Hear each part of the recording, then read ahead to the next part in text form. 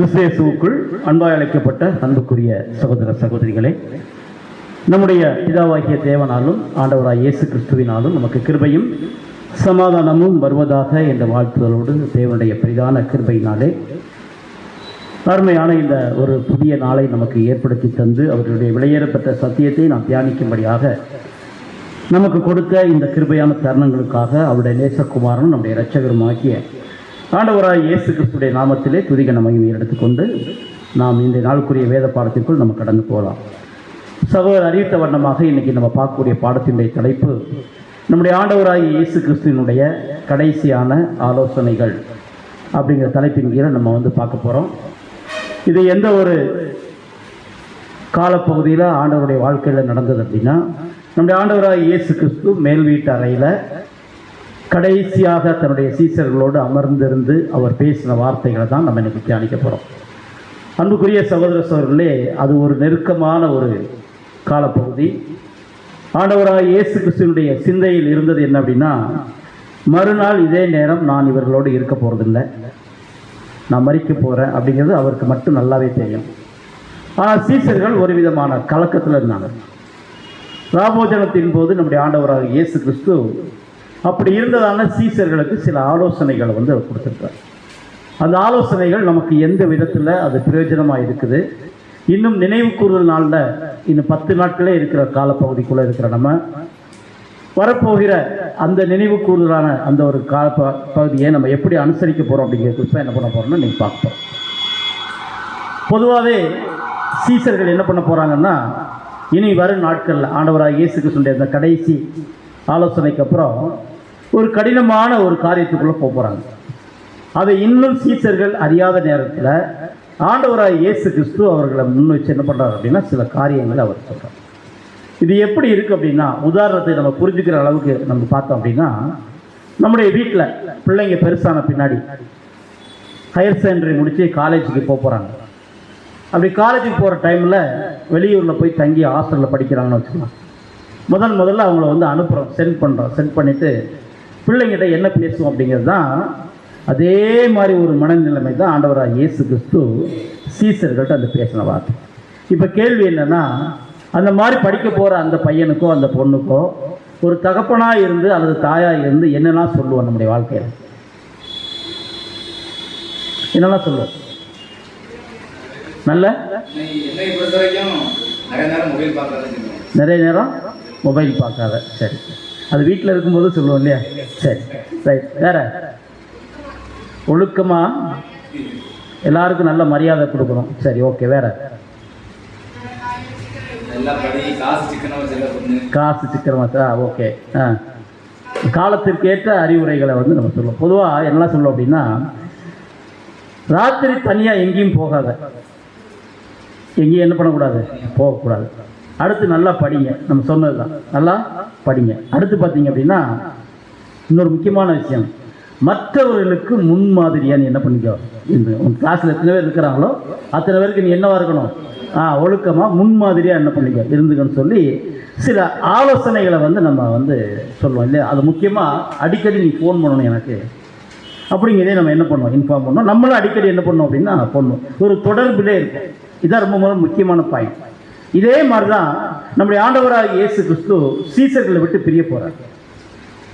இதுவரை மாம்சத்தில் இருந்த கர்த்தர் இயேசு இனிமேல் அந்த சிலுவை மரணத்துக்கு அப்புறம் அவர் உயிர் திறந்த நாள்லேருந்து என்ன பண்ண போகிறாருன்னா, ஆவிக்குரிய சரீரத்தில் அவர்களோட உடனிருக்க போகிறார். மரித்தேன், சதா காலமும் உங்களோடு கூட, இதோ சதா காலம் உங்களோடு கூட இருக்கேன்னு சொல்லி வாக்குத்தத்தம் பண்ணியிருக்கிறார் நமக்கு. அன்புக்குரிய சகோதரர்களே, இந்த சூழ்நிலையில் மாம்சத்தில் இருக்கிற கடைசி தருணத்தில் நம்முடைய ஆண்டவராக இயேசு கிறிஸ்து அவர் பிரிய போகிறதுக்கு முன்னாடி, அதாவது சிலுவையில் அறையப்படுறதுக்கு முன்னாடி, வெகு சீக்கிரத்தில் இந்த சீசர்கள் சந்திக்க போகிற பாடுகளை குறித்து என்ன பண்ணுறாங்க அப்படின்னா, சில அனுபவங்களே ஆண்டவராக இயேசு கிறிஸ்து அறிந்திருந்தார். ஆனால் இது யாருக்கு தெரியாது அப்படின்னா, சீசர்களுக்கு தெரியாது. இந்த டைம் வரை இயேசு கிறிஸ்து அவங்களுக்கு என்ன பண்ணி தான் வச்சிருந்தாருன்னா, மறைத்து வச்சிருந்தாருன்னு சொல்லி நம்ம பார்க்குறோம். அன்புக்குரியவர், இப்போ தேவனுடைய திட்டங்களையும் தேவனுடைய அவர் வைத்திருக்கிறதான அந்த ஒரு உலகத்தினுடைய நகர்வுகளையும் யார் நல்லா அறிஞ்சிருந்தா அப்படின்னா, நம்முடைய ஆண்டவராக இயேசு கிறிஸ்து தான் நல்லா தெரிஞ்சிருந்தார். ஆனால் சீசர்கள் பொறுத்த மட்டும் அன்புக்குரிய சகோதரர்களே, அவளுக்கு இதை பற்றி அந்த சரியான விவரம் தெரியாது. நம்முடைய கர்த்தர் நம்மோடு இருக்கிறார் அப்படிங்கிற உணர்வு மட்டும் இருக்கும். ஆனால் ஆண்டவராக இயேசு கிறிஸ்து அடுத்தடுத்து பேச ஆரம்பிக்கும் போது அவர்களுக்குள்ளாக ஒரு குழப்பம் ஏற்படுகிறத நம்ம கவனிக்கலாம். என்ன குழப்பம் அப்படின்னா, ஆண்டவராக இயேசு கிறிஸ்து எப்பவுமே இது மாதிரி தன்னுடைய சீசர்கள்ட்ட அவர் பேசினதே கிடையாது.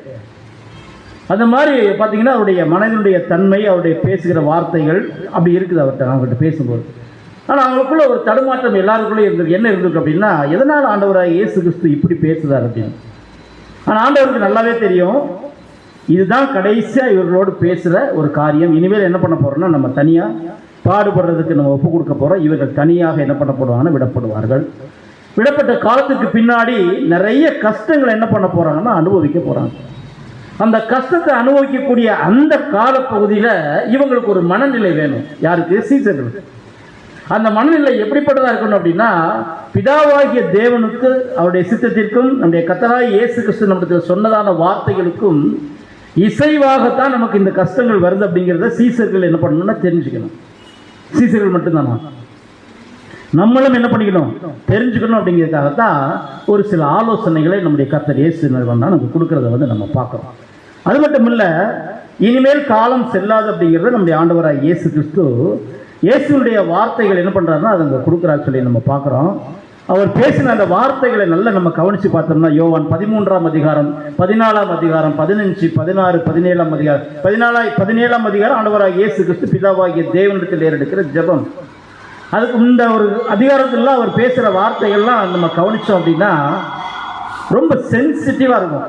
இன்னும் சொல்ல போனால், எது தேவையோ அந்த வார்த்தைகளை மட்டும்தான் ஆண்டவராக இயேசு கிறிஸ்து பேசியிருப்பார். அனாவசியமாக ஒரு வார்த்தை கூட பேசியிருக்க மாட்டார். இன்னும் சொல்ல போனால், ஒரு விஷயத்தை புரிய வைக்கிறதுக்காக நிறைய விளக்கங்கள்லாம் நம்ம கொடுப்போம் இல்லையா, நிறைய விளக்கங்கள்லாம் நம்ம கொடுப்போம் இல்லையா, அது அப்படியும் கூட நம்ம புரிஞ்சிக்க முடியாது சில சமயத்தில். அந்த மாதிரி கடினமான சில செயல்பாடுகள்லாம் இருக்கும், சில காரியங்கள்லாம் இருக்கும். ஆனால் ஆண்டவராக இயேசு கிறிஸ்து குறைவான வார்த்தைகளிலே தெளிவாக என்ன பண்ணிடுவார் அப்படின்னா, அதை அந்த காரியத்தை விளக்கி கொடுத்துருவார்னு சொல்லி நம்ம பார்க்குறோம் இல்லையா. அப்போ பாருங்கள், இவைகளை பார்த்தீங்கன்னா அந்த வார்த்தையினால தெளிவாக எளிமையாக புரிய வச்சிடறார் நேரம்னா நம்முடைய ஆண்டவராகிய இயேசு கிறிஸ்துன்னு சொல்லி நம்ம பார்க்குறோம். அது பார்க்கும்போது அடுத்து நம்முடைய ஆண்டவராகிய இயேசு கிறிஸ்து ராபோஜனத்தை முடிச்சுட்டு அவர் கைது செய்யப்படுவதற்கு சற்று நேரத்துக்கு முன்பாக தன்னுடைய சீசர்கிட்ட சில முடிவான வார்த்தைகளை பேசுகிறார். எப்படி பேசுகிறார் அப்படின்னு சொல்லி நம்ம பார்க்கும்போது, அன்புக்குரியவர்களே, அவர் பேசுகிற போது அவருக்கு இருந்த சிந்தையும் அதை கேட்டுட்டு இருந்த சீசர்களுக்கு இருந்த சிந்தைக்கும் நிறைய வித்தியாசம். இது நிறைய தேவனுடைய திட்டத்தை பழைய ஏற்பாட்டிலிருந்து நியாயப்பிரமாணத்திலிருந்து பிதாவாகிய தேவனிடத்தில் அவர் ஜெபம் பண்ணி கேட்டுக்கொண்ட விஷயத்தை அந்த மனநிலைமையில் ஆண்டவராக இயேசு கிறிஸ்து இருந்து பேச போகிறார். இது எதுவுமே இல்லாத நிலைமையில் சாதாரணமாக இருந்து யார் கேட்க போகிறாங்க அப்படின்னா சீசர்கள் கேட்க போகிறாங்க. அப்போ ரெண்டு மனநிலைமைக்கு நிறைய வித்தியாசங்கள் இருக்குது. அப்படி இருக்கிற பட்சத்தில் சீசருடைய மனநிலையை பொறுத்த மட்டும் இப்போ ஆண்டவராக இயேசு கிறிஸ்து இன்னும் கொஞ்சம் நாளில் ரோமருடைய ஆட்சிக்கு முடிவாக இவர் மேசியா என்ன பண்ணிடுவான்னு சொல்லி நம்ம பார்க்கும்போது, ரோம அதிகாரத்திலிருந்து இவர்கள் எல்லாம் மீட்டு தலைமுறை தலைமையாக வாக்களிக்கப்பட்ட நம்முடைய தேசத்தை நமக்கு கொடுத்துருவார் அப்படிங்கிற ஒரு நம்பிக்கொண்டிருந்ததான இந்த சீசருடைய மனநிலை. இதுக்கு மத்தியில் தான் ஆண்டவராக இயேசு கிறிஸ்து முற்றிலும் மாறுபட்ட விஷயத்தை அவங்க மத்தியில் பேச, இது சம்மந்தமே இருக்காது, இவருடைய மனநிலைமைக்கு சம்மந்தமே இருக்காது. அப்படிப்பட்ட விஷயத்தை என்ன பண்ண போறாருன்னா அடுத்து அவர் பேச போறார் சொல்லி நம்ம பார்க்குறோம். அன்புக்குரியவர்களே, இந்த ஆண்டவராக இயேசு கிறிஸ்துடைய இந்த வார்த்தைகளிலிருந்து நம்ம பார்க்கும்போது அடுத்த 24 மணி நேரத்தில் நடக்கவிருக்கும் சம்பவங்களை குறித்து அவருடைய இருதயத்தின் சிந்தனைகளை பற்றி கொள்ள அவங்களுக்கு மனசில்லை. அதே சமயத்தில் நம்ம பார்க்கும்போது அன்புக்குரியவர்களே, ஒவ்வொரு சம்பவமும் தேவனுடைய திட்டத்தின் கீழ் அது நிறைவேறுவதற்கு அந்த தருணங்கள் எல்லாம் ஆயத்தமாக பிதாவாகிய தேவனால் வைக்கப்பட்டிருந்ததுன்னு சொல்லி நம்ம பார்க்குறோம். பேசிட்டே இருக்கிறார். யூதாசை முதல்ல வெளியே அனுப்பிடுறார். நீ காட்டி கொடுக்க போகிற வேலைக்காக நீ என்ன பண்ண, வெளியே போ, அனுப்பு, அதாவது என்ன பண்ணாலும் நீ செய்ய வேண்டியதை செய்யின்னு சொல்லி அவர் அனுப்பினார்.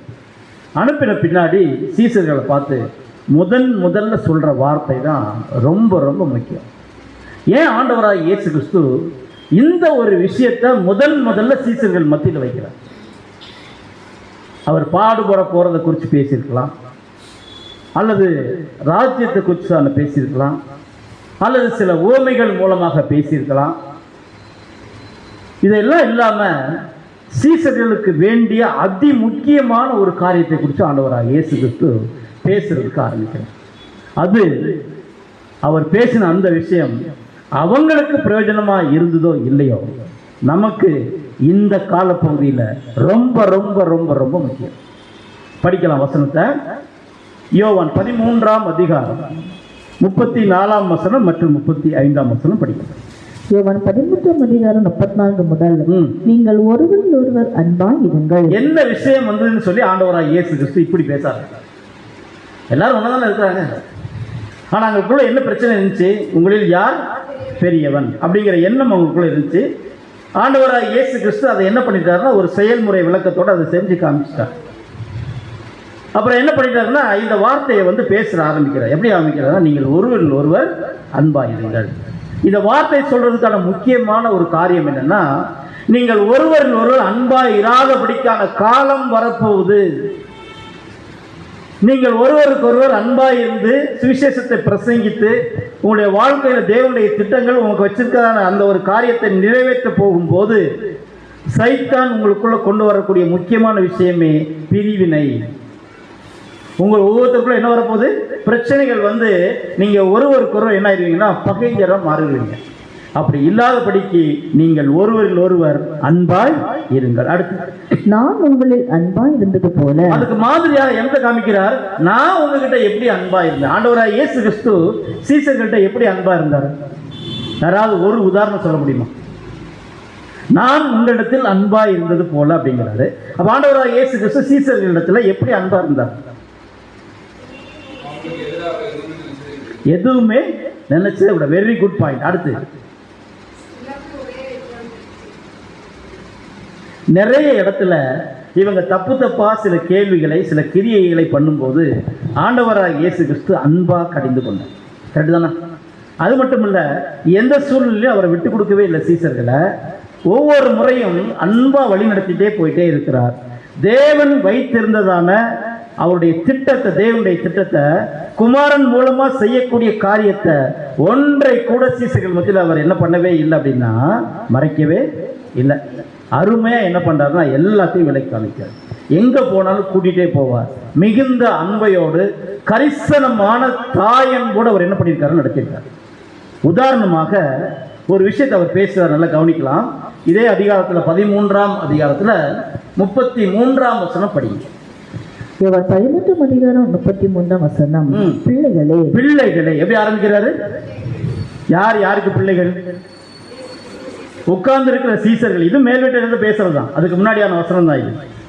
பிள்ளைகளே அப்படின்னு சொல்லி என்ன பண்றாரு, ஆரம்பிக்கிறார். தாய் உள்ளத்தோடு என்ன பண்ணியிருக்காருன்னா இயேசு கிறிஸ்து சீசர்கள் என்ன பண்ணியிருக்காருன்னு பார்த்துருக்காரு. அவ்வளவு அன்பு சீசர்கள் மேல வச்சிருக்கிறார். அந்த சீசர்களை விட்டு பிரியக்கூடிய கடைசியான தருணத்தில் ரொம்ப சென்சிட்டிவான மைண்டோட என்ன பண்றாருன்னா ஆண்டவராக இயேசு கிறிஸ்து இந்த வார்த்தையை பேசுறது கவனிக்கிறார். பிள்ளைகளே, இன்னும் கொஞ்ச காலம் நான் உங்களுடன் இருப்பேன், நீங்கள் என்னை தேடுவீர்கள். ஆனால் நான் என்ன பண்ண மாட்டேன். ஆனாலும் நான் போகிற இடத்திற்கு நீங்கள் வரக்கூடாது என்று நான் யூதர்களோடு சொன்ன மாதிரியே உங்களிடத்திலும் நான் என்ன பண்றேன்னா சொல்றேன்னு சொல்லி அங்கே சொல்லிட்டார். அதுக்கப்புறம் தான் இந்த வார்த்தைகளை பேசுறா. நீங்க ஒருவருக்கு ஒருவர் எப்படி இருங்கன்னா அன்பாயிருங்க அப்படின்னு சொல்லிட்டு, நான் உங்களில் அன்பாயிருந்தது போல நீங்களும் ஒருவர் ஒரு அன்பாயிருங்க என்ற புதிதான கட்டளையை உங்களுக்கு கொடுக்குறேன். எது புதிதான கட்டளை? நீங்க ஒருத்தருக்கு ஒருத்தர் அன்பாயிருங்கள் அப்படிங்கிற புதிதான கட்டளை. புதிதான கட்டளையா? ஆமா. எப்படி அப்படின்னா நியாயப்பிரமாணத்தில் புதிதான கட்டளை கிடையாது. நியாயப்பிரமாணத்தில் எப்படிங்கன்னா ஒருத்தர் அடிச்சா திருப்பி என்ன பண்ணிடு, அடிச்சு கண்ணுக்கு கண், பல்லுக்கு பல், ஜீவனுக்கு ஜீவன் அப்படிங்கிறது தான் நியாயப்பிரமாணம். இப்ப புதிதான கட்டளை என்ன தெரியுமா? உங்களை ஒருத்தர் ஏதாவது உங்களுக்கு சேதாரம் பண்ணா மன்னியுங்கள், இல்லையா? இதுதான் என்னது புதிதான கட்டளை. சத்துருவே சிநேகிக்கூடிய அன்பை என்ன பண்ணிட்டாருன்னா கற்றுக் கொடுத்துட்டார். அப்படி இருக்கும்போது சீசர்களை பார்த்து அவர் சொல்ற வார்த்தை என்னன்னா, நீங்களும் ஒருவரோடு அன்பாயிருங்கள், புதிதான கட்டளையை உங்களுக்கு நான் கொடுக்கிறேன். நீங்கள் ஒருவரில் ஒருவர் அன்புள்ளவர்களாக இருந்தால் அதனால் நீங்கள் என்னுடைய சீசர்கள் என்று எல்லாராலும் என்ன பண்ணப்படுவீங்க, அறிந்து கொள்ளப்படுவீங்க. அப்போ நம்ம எல்லாரும் ஒண்ணுல ஒண்ணு இல்லை அப்படின்னா, ஒருவருக்கு ஒருவர் அன்பா இல்லை அப்படின்னா நம்ம யாருடைய சீசர்கள் இல்லை. இந்த வசனத்தின்படி சீசர், அந்த வசனத்தின்படி நம்ம யாருன்னா ஆண்டவராக இயேசு கிறிஸ்து சீசர்கள் கிடையாது. அப்ப நம்ம ஒருத்தருக்கு ஒருத்தர் அன்பா இருக்கிறதுனால அன்புக்குரிய சகோதரர்களே கிறிஸ்துவனுடைய சீசர்கள் என்று நாம் அடையாளப்படுத்தப்படுகிறோம். அதுதான் இயேசு கிறிஸ்து என்ன பண்றாருன்னா சீசர்கள்ட்ட சொல்றாரு, நீங்கள் ஒருவருக்கு ஒருவர் அன்பா இருந்தீங்கன்னா என்னுடைய சீசர் என்று என்ன பண்ணுவீங்க, அறியப்படுவீங்க. அப்படின்னா ஆண்டவராக இயேசு கிறிஸ்து இவங்களுக்கு கற்றுக் கொடுத்த விஷயத்த இவங்க என்ன பண்ணிட்டு இருக்கிறாங்க, கரெக்டா பிரயோகம் பண்ணிட்டு இருக்கிறாங்க அப்படிங்கிறத இந்த உலகம் தெரிந்து கொள்ளும் அப்படிங்கிறத அங்க சொல்றாரு சொல்லி நம்ம பார்க்கிறோம் அன்புக்குரியவர். அது மட்டும் இல்ல, இதை சொல்லிட்டு அடுத்தால சில வார்த்தைகளை பேசும்போது ஆறுதலான சில வார்த்தைகளையும் ஆண்டவராக இயேசு கிறிஸ்து அவங்களுக்கு பேசுறாரு சொல்லி நம்ம பார்க்கிறோம்.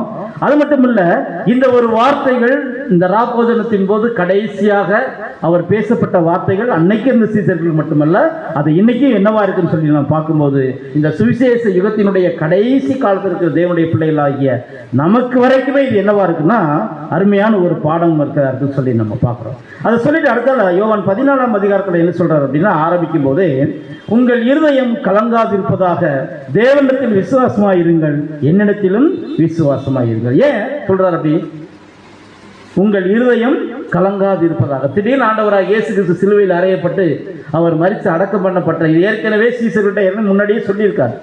அப்படி சொன்னாலும் கூட இவங்க கடைசியாக இதை பார்த்தீங்க அப்படின்னா ஆண்டவராக இயேசு கிறிஸ்துக்கு மரணத்துக்குள்ள போனதை பார்த்து ரொம்ப என்ன ஆயிடுவாங்க அப்படின்னா அவனுடைய சிந்தனைகள்லாம் ஒரு மாதிரி ஆயிரும், பாதிக்கப்பட்டுருவாங்க. அதனால என்ன சொல்றாருன்னா, நீங்க என்ன பண்ணாதீங்க, உங்கள் இருதயம் கலங்காது இருப்பதா? அப்படின்னா இதுக்கு அடுத்தடுத்து நடக்க போற சம்பவங்கள் உங்கள் இருதயத்தை கலங்க பண்ணக்கூடியதா இருக்கும். அது மட்டும் இல்ல, ஆண்டவராக இயேசு கிறிஸ்துவினுடைய அந்த மரணத்துக்கு பின்னாடி ரோமர்கள் என்ன பண்ணிருக்காங்க அப்படின்னா சீசர்களை தேடி இருக்காங்க. எதுக்காக? கொல்றதுக்காக. அதனாலதான் ஆண்டவராக இயேசு கிறிஸ்து உயிர்த்தெழுந்து வந்து என்ன சொல்லியிருக்காருன்னா, நீங்க எருசலேமை விட்டு எங்கேயுமே என்ன பண்ணாதீங்க, போகாதீங்க. மேல் வீட்டு அறையில் மறுபடியும் நீங்கள் 40ஆவது நாள் அந்த பெந்தைக்கோஸ்தே நாள் போய் நீங்கள் இருக்கிற வரைக்குமே நீங்கள் என்ன பண்ணக்கூடாது அப்படின்னா நீங்கள் அங்கே போகக்கூடாது, எருசலேமை விட்டு வெளியே எங்கேயும் போகக்கூடாது. இது கட்டளையாக அவங்களுக்கு என்ன பண்ணியிருக்காருன்னா கொடுத்துருக்காரு. அப்போ ஆண்டவராக இயேசு கிறிஸ்து நம்ம பார்க்கும்போது அன்புக்குரியவர்களே, உங்கள் இருதயம் கலங்காது இருப்பதாக. இப்போ நம்முடைய இருதயம் எதுக்காவது கலங்குதான்? கலங்கவே இல்லையா? பயங்கர கலக்கமாக இருக்கு. எதுக்கு?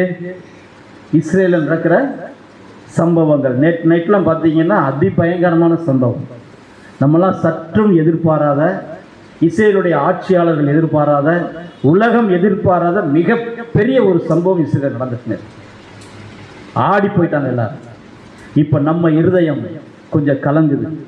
ஏன் அப்படின்னா தானியேல் சொன்ன மாதிரி உம்முடைய நகரத்திற்கும் உம்முடைய பிள்ளைகளுக்கும் உம்முடைய நாமம் தரிக்கப்பட்டிருக்கிறதே அப்படின்னு சொல்லி ஜெபத்தில் தானியேல் ஆரம்பிக்கிறார். இதே மாதிரி நமக்கு அந்த சிந்தனை இருக்குது. கொஞ்சம் மனசு ரொம்ப கஷ்டமாயிட்டு. யுத்தத்தையும் யுத்தத்தினுடைய செய்திகளையும் நீங்கள் கேள்விப்படுவீங்க, ஆனாலும் என்ன பண்ணாதீங்க, அந்த வார்த்தை தான் நமக்கு ஆறுதலாக இருக்கு. இப்போ நமக்கு இந்த கடைசி காலத்தில் இதெல்லாம் நேரடியாக பார்த்து கொண்டிருக்கிற காலப்பகுதியில் இருக்கிற தேவனுடைய பிள்ளைகளுக்கு நீங்க என்ன பண்ணாதீங்க, கலங்காது. இந்த வார்த்தை தான் நமக்கு ஆறுதலா இருக்கு. நீங்க கலங்காதீர்கள் அப்படின்னாலே அது யாருக்கோ சொல்லப்பட்டதல்ல, அது நமக்குன்னு பிரத்யேகமா சொல்லப்பட்டதுனால இதை குறித்து நம்ம கலக்கம் அடையாம இருக்கணும். தேவன் ஏதோ ஒரு விஷயத்தை கண்டிப்பா பண்ண போறார். அது எதுவரை இந்த மாதிரி நடக்கும் அப்படின்னா அவருடைய நாசியிலே உக்கிரம் ஏறுற வரைக்கும் நடக்கும். நாசியிலே உக்கிரம் ஏறினா என்ன நடக்கும்? எந்தெந்த நாட்டிலிருந்தோ வாங்கி அதை பரிசோதிக்கும் வண்ணமாக தேவனுடைய தேசத்தில் போட்டவனுடைய வீடு அது பாழாக்கி விடப்படும். ஒரு தேசமே இல்லாமல் ஆக்கப்படும். இல்லையா அன்புக்குரியவர்களே? எருசலேம் மேலே கை வச்ச, அந்த பாரமான கல் மேலே கை வச்ச அந்த ஒரு நாட்டுக்கு என்னெல்லாம் நடக்குன்னு சொல்லி அநேக தீர்க்க தரிசனங்கள் நம்ம பார்த்துருக்கோம். அது எல்லாம் நிறைவேறி கொண்டிருக்கிற காலப்பகுதியிலிருந்து நம்ம பார்த்துட்டு இருக்கிறோம். இது நம்முடைய நாட்கள்ல, சீசருடைய நாட்கள்ல எப்படி இருக்கு அப்படின்னா, ரோமர்களுக்கு கீழே பயங்கர ஒரு அடக்குமுறைக்குள்ள போறாங்க. எந்த ஒரு போர் யுக்தியுமோ எந்த ஒரு விஷயத்துக்குள்ளயுமே போகாத சாதாரணமாக இருந்த சீசர்கள் இப்போ சுவிசேஷத்தை எடுத்து இயேசு கிறிஸ்துவே ரட்சகர்னு சொல்லி போதிக்கிறதுக்கு போகும்போது அவங்க இருதயம் கலங்கக்கூடிய அளவுக்கு நிறைய சம்பவங்கள் வெளியே நடக்க போகுது. அதுக்கு ஆயத்தப்படுத்தும் வண்ணமாக இப்போ கடைசியாக மாம்சத்திலிருந்து ஆண்டவராக இயேசு கிறிஸ்துவோட வார்த்தை தான், உங்கள் இருதயம் கலங்காது இருப்பதாக. அடுத்து சொல்றார், தேவனிடத்தில் விசுவாசமாய் இருங்கள், என்னிடத்திலும் விசுவாசமாய். அப்படின்னா உங்களுடைய விசுவாசத்தை கெடுக்கக்கூடிய அளவுக்கு நிறைய சம்பவங்கள் இனிமேல் உங்களுடைய வாழ்க்கையில் வர்றதுக்கான வாய்ப்புகள் இருக்குன்னு அர்த்தம். அதனால் நீங்கள் என்ன பண்ணுங்கன்னா, விசுவாசத்தில் எப்படி இருங்கன்னா விசுவாசமா இருங்கள், தேவனிடத்திலும் விசுவாசம் நம்முடைய ஆண்டவராக இயேசு கிறிஸ்து. ஸோ இதுவரை அறியாத பழக்கமில்லாத ஒரு வேலைக்குள்ள, புதிய வேலைக்குள்ள யார் போறாங்க அப்படின்னா சீசர்கள் போறாங்க. அப்படி இருக்கும்போது நாமளே கூட எடுத்துக்கலாம். உதாரணத்துக்கு எடுத்துக்கலாம், ஏதாவது ஒரு வேலையை புதுசாக ஸ்டார்ட் பண்ண போறோம் அல்லது ஒரு வியாபாரத்தை ஸ்டார்ட் பண்ண போறோம்னா நமக்கு தெரியாத லைன் வச்சுக்கலாம். ஏதோ ஒரு காரியத்தை நம்ம செய்ய போறோம், நம்ம யார்கிட்ட போய் கேட்போம் அப்படின்னா இந்த ஃபீல்டில் யார்கிட்ட அனுபவம் இருக்கோ அவங்ககிட்ட என்ன பண்ணலாம், கேட்கலாம். அப்போ அவங்க கிட்ட சரியான அறிவுரை சொல்லுவாங்க. இதை பண்ணால் நீங்கள் வியாபாரத்தில் ஜெயிக்கலாம், இதை நீங்கள் பண்ணக்கூடாது அப்படின்னு சொல்லி சில அறிவுரைகள் தருவாங்க. அப்படி இருக்கும்போது அதை கேட்டு நம்ம அதே மாதிரி பண்ணோம்னா என்ன பண்ணோம்னா வியாபாரத்தில் கொஞ்சம் முன்னேற்றி வரலாம். இதே மாதிரி தான் இவங்க புதிதான ஒரு காரியத்துக்குள்ள சுவிசேஷத்தை எடுத்துக்க அறிவிக்க போகும்போது என்ன விதமான பாடுகளில் போவாங்க அப்படின்னா அந்த பாடுகளை ஏற்கனவே அனுபவித்தார் யார் அப்படின்னா நம்முடைய ஆண்டவராகிய இயேசு கிறிஸ்து. அவர் ஆலோசனை சொன்னால் எப்படி இருக்கும் அப்படின்னு சொல்லி நம்ம பார்க்கும்போது அன்புக்குரியவர்களே அது பிரயோஜனமானதாக இருக்கும். நமக்கும் எப்படி இருக்குன்னா பிரயோஜனமானதாக இருக்கும். பொதுவாக வீட்டில் இருக்க பிள்ளைகள்கிட்ட சொல்லிட்டு போவாங்க. என்ன சொல்லிட்டு போவாங்கன்னா, நான் கடைக்கு போயிட்டு வரேன், நீ கடைக்கு போயிட்டு வர நீ எப்படி இருக்கணும்னா அமைதியாக இருக்கணும். ஏதாவது உனக்கு உதவி தேவைப்பட்டால் நீ என்ன பண்ண, எனக்கு கால் பண்ணுன்னு சொல்லிட்டு என்ன பண்ணலாம், போகலாம் இல்லையா? இப்போ பிள்ளைகளுக்கு நம்ம புத்திமதி சொல்கிற மாதிரி தான் நம்முடைய ஆண்டவராக இயேசு கிறிஸ்து நமக்கு என்ன பண்ணியிருக்காரு அப்படின்னா சீசர்களுக்கு நமக்கு கற்பித்து விட்டுட்டு போயிருக்காரு சொல்லி நம்ம பார்க்குறோம். இப்போ நம்முடைய ஆண்டவராக இயேசு கிறிஸ்து சீசர்களை விட்டு பிரியக்கூடிய காலம் வந்து இதை குறித்து தெளிவாக அநேக முறை ஆண்டவராக இயேசு கிறிஸ்து சீசர்கிட்ட பேசியிருக்கார். எல்லாம் பேசியிருக்காருன்னா மனுஷகுமாரனை பாவிகளிடத்தில் கொடுப்பாங்க. அவர் என்ன பண்ணுவாங்க, அவங்க அதாவது வந்து புறஜாதிகள் கையில் ஒப்பு கொடுக்கப்படுவார்.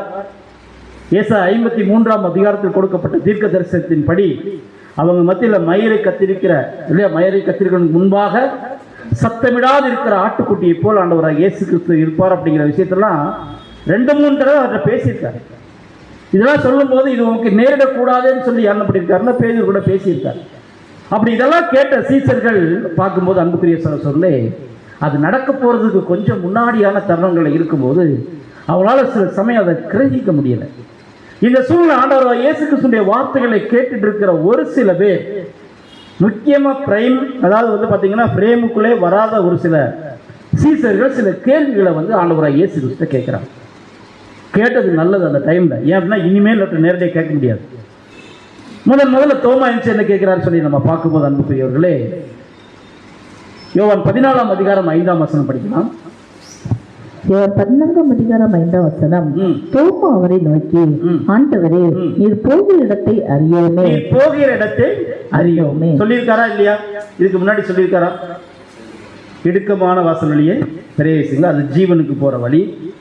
கேட்டுக்கு போற வாசல் அது எப்படி இருக்குன்னா விசாலமான வழி, அது விரிவும் விசாலமா இருக்குது, அதனுடைய முடிவோ மரண வழி அப்படின்னு சொல்லியிருக்காரு இல்லையா? ஆனா இப்ப தோமா என்ன கேட்கிறாரு அப்படின்னா, நீர் போகிற இடத்தை நாங்கள் அறியோம். எங்க போறேன்னு சொல்லலாம் ஆண்டவராக இயேசுக்கு இல்லையா? அதான் கேட்கிறார், அறியோமே சொல்லிட்டு என்ன சொல்றாருன்னா வழியை நாங்கள் எப்படி அறிவோம் என்று சொல்றார் இல்லையா?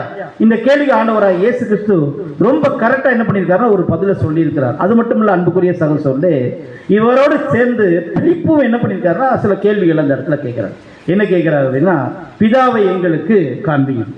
பிதா பிதான் பேசிட்டு இருக்கீங்கல்ல, பிதாவை எங்களுக்கு காண்பியும். தோமாவுக்கு ஒரு சந்தேகப்பட்டு கடைசியில் அவர் உயிர்த்தெழுந்து வரும்போது என்னெல்லாம் பேசினார் நமக்கு நல்லா தெரியும். பிலிப்பு கூட அந்த ஒரு காரியம் கொஞ்சம் இருந்துக்குள்ள. அதனால இப்ப என்ன கேட்கிறார் அப்படின்னா, இவர் எப்படி காண்பிக்கிறாருன்னு பார்க்கலாம் அப்படிங்கிற எண்ணம் கூட பிலிப்புக்கு இருந்துக்கலாம். பிதாவை எங்களுக்கு காண்பியும் அப்படின்னா இவர் என்ன பண்ணியிருக்கணும், அவர் டக்குன்னு மறைஞ்சு போயிட்டு பிதா என்ன பண்ணியிருக்கணும், வந்திருக்கணும் இல்லையா? பிதா இந்த பூமிக்கு என்ன பண்ண முடியாது, வர முடியாது. பிதாவினுடைய இல்லையா ஒரு மெசேஞ்சராக தான் ஆண்டவராக இயேசு கிறிஸ்து என்ன பண்ணியிருக்காருன்னா வந்திருக்காரு இந்த பூமிக்கு. அப்படி இருக்கும்போது அன்புக்குரிய சகோதர சகோதரர்களே, இப்ப பிதாவை காண்பின்னு சொன்னா ஆண்டவராக இயேசு கிறிஸ்து என்ன சொல்றாரு, இவ்வளவு காலம் என்னோடு நீ கூட இருந்தும் என்னை அறியவில்லையா? அப்படின்னா நான் தான் பிதா அப்படிங்கிற மாதிரி இருக்கு. என்னை அறியவில்லையான்னு பதில் வந்து நான் தான் பிதா அப்படிங்கிற மாதிரி இருக்கு இல்லையா? அதுக்கு ஆண்டவராக இயேசு கிறிஸ்து ரொம்ப அருமையான ஒரு பதிலை வந்து அவங்க சொல்றாரு இல்லையா? பாருங்க, என்னை கண்டவன் பிதாவை கண்டான், அப்படி இருக்க பிதாவை எங்களுக்கு காண்பியும் என்று நீ எப்படி சொல்லுகிறாய்? என்னை கண்டவன் பிதாவை கண்டான் அப்படின்னா என்ன அர்த்தம்?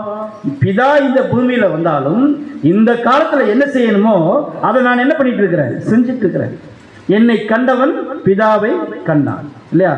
இவரை பார்த்தா பிதாவை பார்த்த மாதிரி. இந்த விஷயம் தெரியாமலே பிலிப்பும் கூட என்ன கேட்கிறார் அப்படின்னா, பிதாவை எங்களுக்கு காண்பி. ஆனா இவ்வளவு நாள் அவர் காண்பிச்சுட்டு இருக்கிறது யாருடைய அடையாளம் அப்படின்னா, நம்முடைய பிதாவாகிய தேவனுடைய அப்படியே அவருடைய ஒரு பிம்பத்தை அப்படியே காமிச்சிட்டே இருக்கிறது. அவர் காண்பிக்கிற அன்பு, அவர் பேசுகிற வார்த்தைகள், அவர் குணப்படுத்துகிற வல்லமை, இது எல்லாமே யார் மூலமா அவருக்கு கிடைச்சதுன்னா பிதா மூலமாக அவருக்கு கிடைச்சத அங்க உலக அங்க இருந்த சீசர்களுக்கு என்ன பண்றாருன்னு சொல்றார். அடுத்து என்ன பண்றாரு நம்ம பார்க்கும்போது, நான் பிதாவிலும் பிதா என்னிலும் உங்களுடனே இருக்கிறதை நீ விசுவாசிக்கிறது இல்லையான்னு கேட்கிறார். நீங்க விசுவாசிக்கலையா? அப்ப விசுவாசத்துல ஒரு சின்ன குறைபாடு அங்க இருக்கு. தோமா கிட்டையும் இருக்கு, பிலிப்பிட்டே இருக்கு. நான் பிதாக்குள்ள இருக்க, பிதா எனக்குள்ள இருக்காரு அப்படின்னா ரெண்டு பேர் இல்ல, ஒருத்தர் தான். நான் ஒன்றா இருக்கிறோம். எதுலனா ஒரே சிந்தை. இந்த உலகத்தை மீட்கக்கூடிய விஷயத்துல ஒரே சிந்தையாக ஒரு மனத்தோட இருக்கிறோம் அப்படிங்கிறது தான் ஆண்டவராகிய இயேசு சொல்ற வார்த்தை. என்னன்னா, பிதா என்னிலும் நான் அவரிலும் இருக்கிறேன் அப்படின்னு சொல்றார் இல்லையா? அப்படி இருக்கும்போது அன்புக்குரிய சகோதரர் சொல்லி, நான் உங்களிடையே சொல்லுகிற வசனங்களை என் சுயமாய் சொல்லவில்லை. நான் சொந்தத்தில் எடுத்து என்ன பண்ணல, பேசவே இல்லை. அவர் எனக்கு என்ன சொல்லி கொடுத்தாரோ அதை தான் நான் என்ன பண்ணிட்டு இருக்கிறேன், உங்கள் மத்தியில் நான் பேசிட்டு இருக்கிறேன் அப்படிங்கிறத நம்முடைய ஆண்டவராகிய இயேசு கிறிஸ்து சொல்றார். என்னிடத்தில் வாசமாய் இருக்கிற பிதாவானவரே இந்த கிரியைகளை செய்து வருகிறார். அப்ப பிதாவாகிய தேவன் ஆண்டவராகிய இயேசு கிறிஸ்துக்குள்ள இருந்து ஆவியனுடைய உணர்த்தலால என்னென்ன செய்யணும் சொல்லி பிதாவாகிய தேவன் சித்தம் கொண்டாரோ அதை என்ன பண்றார், ஆண்டவராகிய இயேசு கிறிஸ்து அங்க செஞ்சுட்டு வர. இப்ப நமக்குள்ள வாசம் பண்றது யாரு?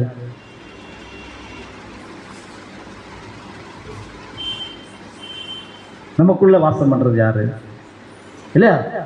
புதிதான சிந்தை. அந்த சிந்தை யார் மூலமா நமக்கு கொடுக்கப்பட்டுச்சுன்னா, நம்முடைய ஆண்டவராகிய இயேசு கிறிஸ்து மூலமாக நமக்குள்ள என்ன செய்யப்பட்டிருக்குன்னா கொடுக்கப்பட்டிருக்கு. பிதாவாகிய தேவனுடைய ஆவி நமக்கு என்ன செய்யப்பட்டிருக்குன்னா கொடுக்கப்பட்டிருக்கு. அந்த ஆவியில இருந்து தான் நம்ம என்ன பண்ணிட்டு இருக்கோம்னா தேவனுடைய வார்த்தைகளை கேட்டுட்டு இருக்கிறோம்.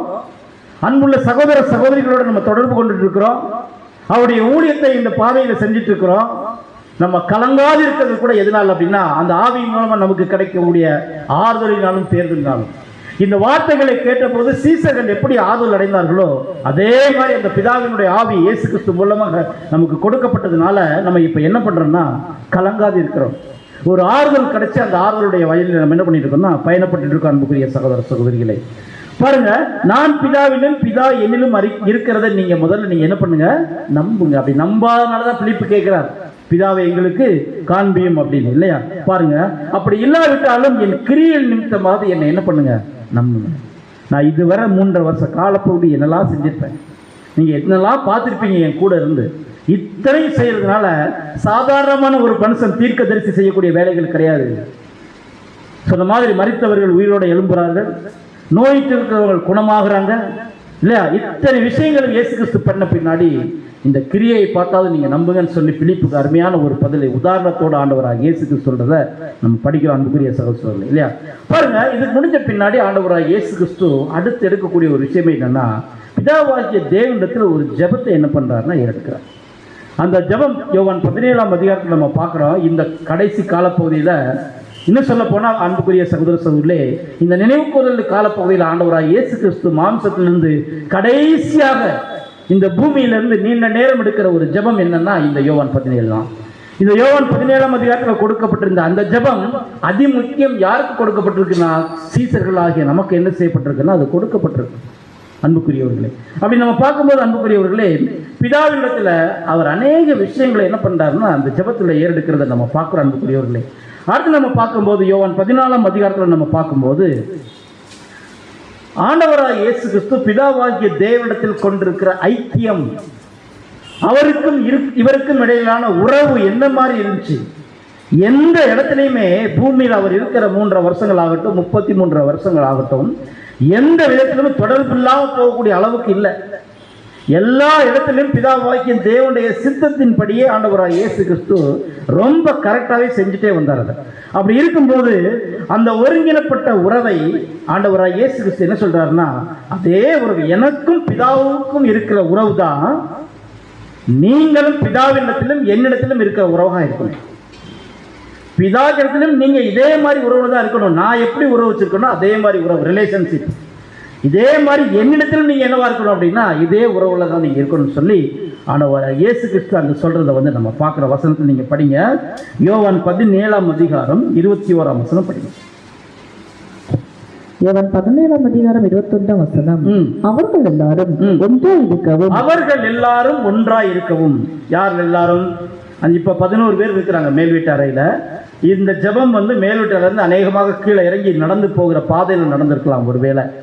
அன்புக்குரியவர்களே, இப்போ அந்த 11 பேருக்காக ஆண்டவராக இயேசு கிறிஸ்து சொல்ற வார்த்தை தான் அவர்கள் எல்லாரும் ஒன்றாய் இருக்கவும். அன்னைக்கு இருந்தது 11 பேர். இன்னைக்கு இந்த பூமியில மீந்திருக்கிற சபைக்காகவும் சேர்த்து அவர் என்ன பண்ணியிருக்காருன்னா சொல்லியிருக்காரு, அவர்கள் எல்லாரும் ஒன்றாய் இருக்கவும். பிதாவே, நீர் என்னை அனுப்பினதை உலகம் விசுவாசிக்கிறதற்காக இயேசு கிறிஸ்துவ ஆண்டவராகிய இயேசு கிறிஸ்துவ பிதாவாகிய தேவன் ரட்சகராக அனுப்பி இருக்கிறார் அப்படிங்கிறத உலகத்துக்கு சொல்ல போறது யாரு? இவங்க தான் இல்லையா? சுவிசேஷகர்கள், சீசர்களாக அழைக்கப்பட்டவங்க என்ன பண்ண போறாங்க? சொல்ல போறாங்க. முதல்ல சொல்ல போறவங்க யாருன்னா சீசர்கள். சீசர்களும் சரி நமக்காகவும் சரி ஆண்டவராக இயேசுக்கு சொல்லுகிற வார்த்தை என்னன்னா, என்னை அனுப்பினதை உலகம் விசுவாசிக்கிறதுக்காக நீர் என்னிலேயும் நான் உண்மையிலேயும் இருக்கிறது போல அவர்கள் எல்லாரும் நம்ம ஒன்றா இருக்கவும் வேண்டிக் கொள்கிறேன். ரொம்ப ரொம்ப ரொம்ப சென்சிட்டிவான ஒரு வார்த்தை. அன்புக்குரிய சகோதரர்களே, இந்த வார்த்தைக்கு அதிகமாக நீங்க தியானம் கொடுத்து பாருங்க. எப்படி ஒரு ஐக்கியம், பிதாவாகிய தேவன் ஆண்டவராகிய இயேசு கிறிஸ்து அவருடைய சபையாக அழைக்கப்பட்ட தேவனுடைய பிள்ளைகள், இது எல்லாமே ஒண்ணுக்குள்ள ஒண்ணு ஐக்கியமா இருந்தா அது எப்படி இருக்குன்னு நினைச்சு பாருங்க. அப்படி ஐக்கியமா இல்லாதபடிக்கு இந்த உலகத்துல அநேக எதிர்வினைகள் இருக்கும்போது நம்முடைய ஆண்டவராகிய இயேசு கிறிஸ்து பிதாவாகிய தேவனிடத்தில் ஏறெடுத்த அந்த ஜெபம் இன்னைக்கு வரைக்கும் அவர்களோடு நம்ம ஐக்கியப்படுறதுக்கு என்னவா இருக்கு அப்படின்னா முக்கியமான காரணமா இருக்கு. அன்புக்குரியவர்களே, இந்த ஜெபம் மட்டும் இல்லைன்னா நம்ம எப்பவோ தனித்தனியா போய் இல்லையா அப்படியே வந்து சிதறடிக்கப்பட்டிருப்போம்.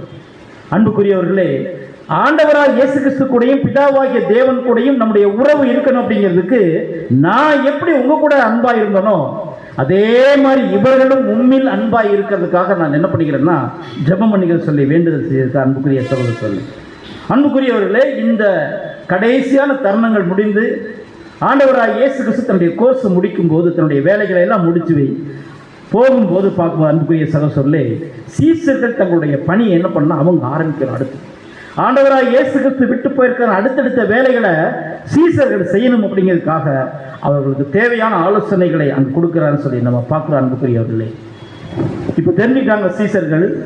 பெந்தேகோஸ்து நாளுக்கு அப்புறம் ஆண்டவராக இயேசு கிறிஸ்து ஆலோசனைகள், அவர் உயிர்த்தெழுந்து வந்து தரிசனம் கொடுத்த போது பேசின சில விஷயங்கள், இது எல்லாமே நல்ல அண்டர்ஸ்டாண்டிங் பண்ண முக்கியமான ஒரு சீசன் யாக்கோபு. அவருடைய நிறுத்தம் எழுதும்போது என்ன எழுதுறாரு அப்படின்னா, கிரியை இல்லாத விசுவாசம் செத்தது இல்லையா? இதை நீங்க கிரியையினால என்ன பண்ணணும் அப்படின்னா மெய்ப்பித்து காமிக்கணும் அப்படின்னு சொல்லி அங்க சொல்லியிருக்காரு சொல்லி நம்ம பார்க்கிறோம். அன்புக்குரியவர்களே, அப்போ நாம வச்சிருக்கிற விசுவாசத்தினுடைய நோக்கம் உண்மையும் உத்தமமாக கண்டிப்பா இருக்கணும். அப்படி இருக்கிறதுக்கு அதை எப்படி மற்றவங்க தெரிஞ்சுக்குவாங்க அப்படின்னா நம்முடைய கிரியை மூலமா தான் அவங்க என்ன பண்ணுவாங்க, தெரிஞ்சுக்குவாங்க. அதுக்கு முதல்ல நம்ம செய்ய வேண்டியது, நான் வச்சிருக்கிற விசுவாசம் பிதாவாகிய தேவனிடத்துல ஆண்டவராகிய இயேசு கிறிஸ்துவுக்கு நான் வச்சிருக்கிற விசுவாசம் எப்படிப்பட்டது, அந்த உறவு எப்படிப்பட்டது தெரிஞ்சுக்கிறதுக்கு நாம செய்யக்கூடிய ஒரே ஒரு விஷயம் என்னன்னா, நாம் ஒருவரில் ஒருவர் அன்பா இருக்கிறது மட்டும்தான்.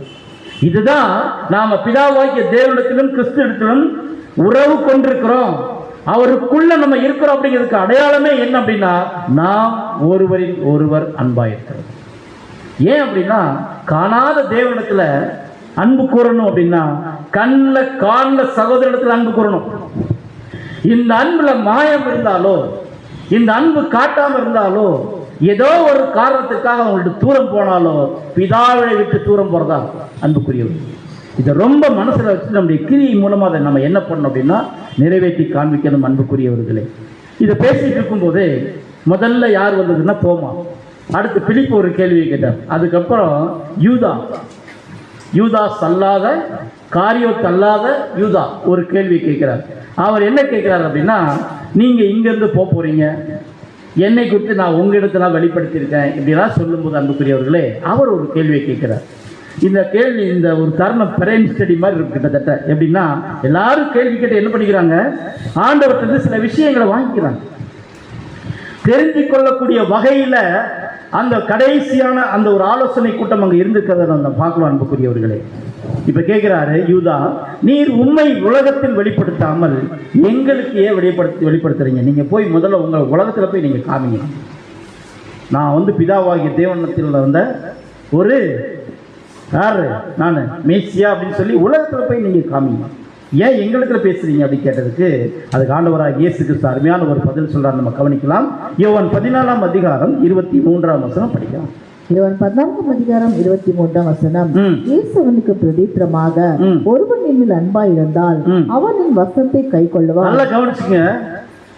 வசனத்தை கை கொள்ளாதவர்கள் யாரிடத்துல அன்பா இல்லை?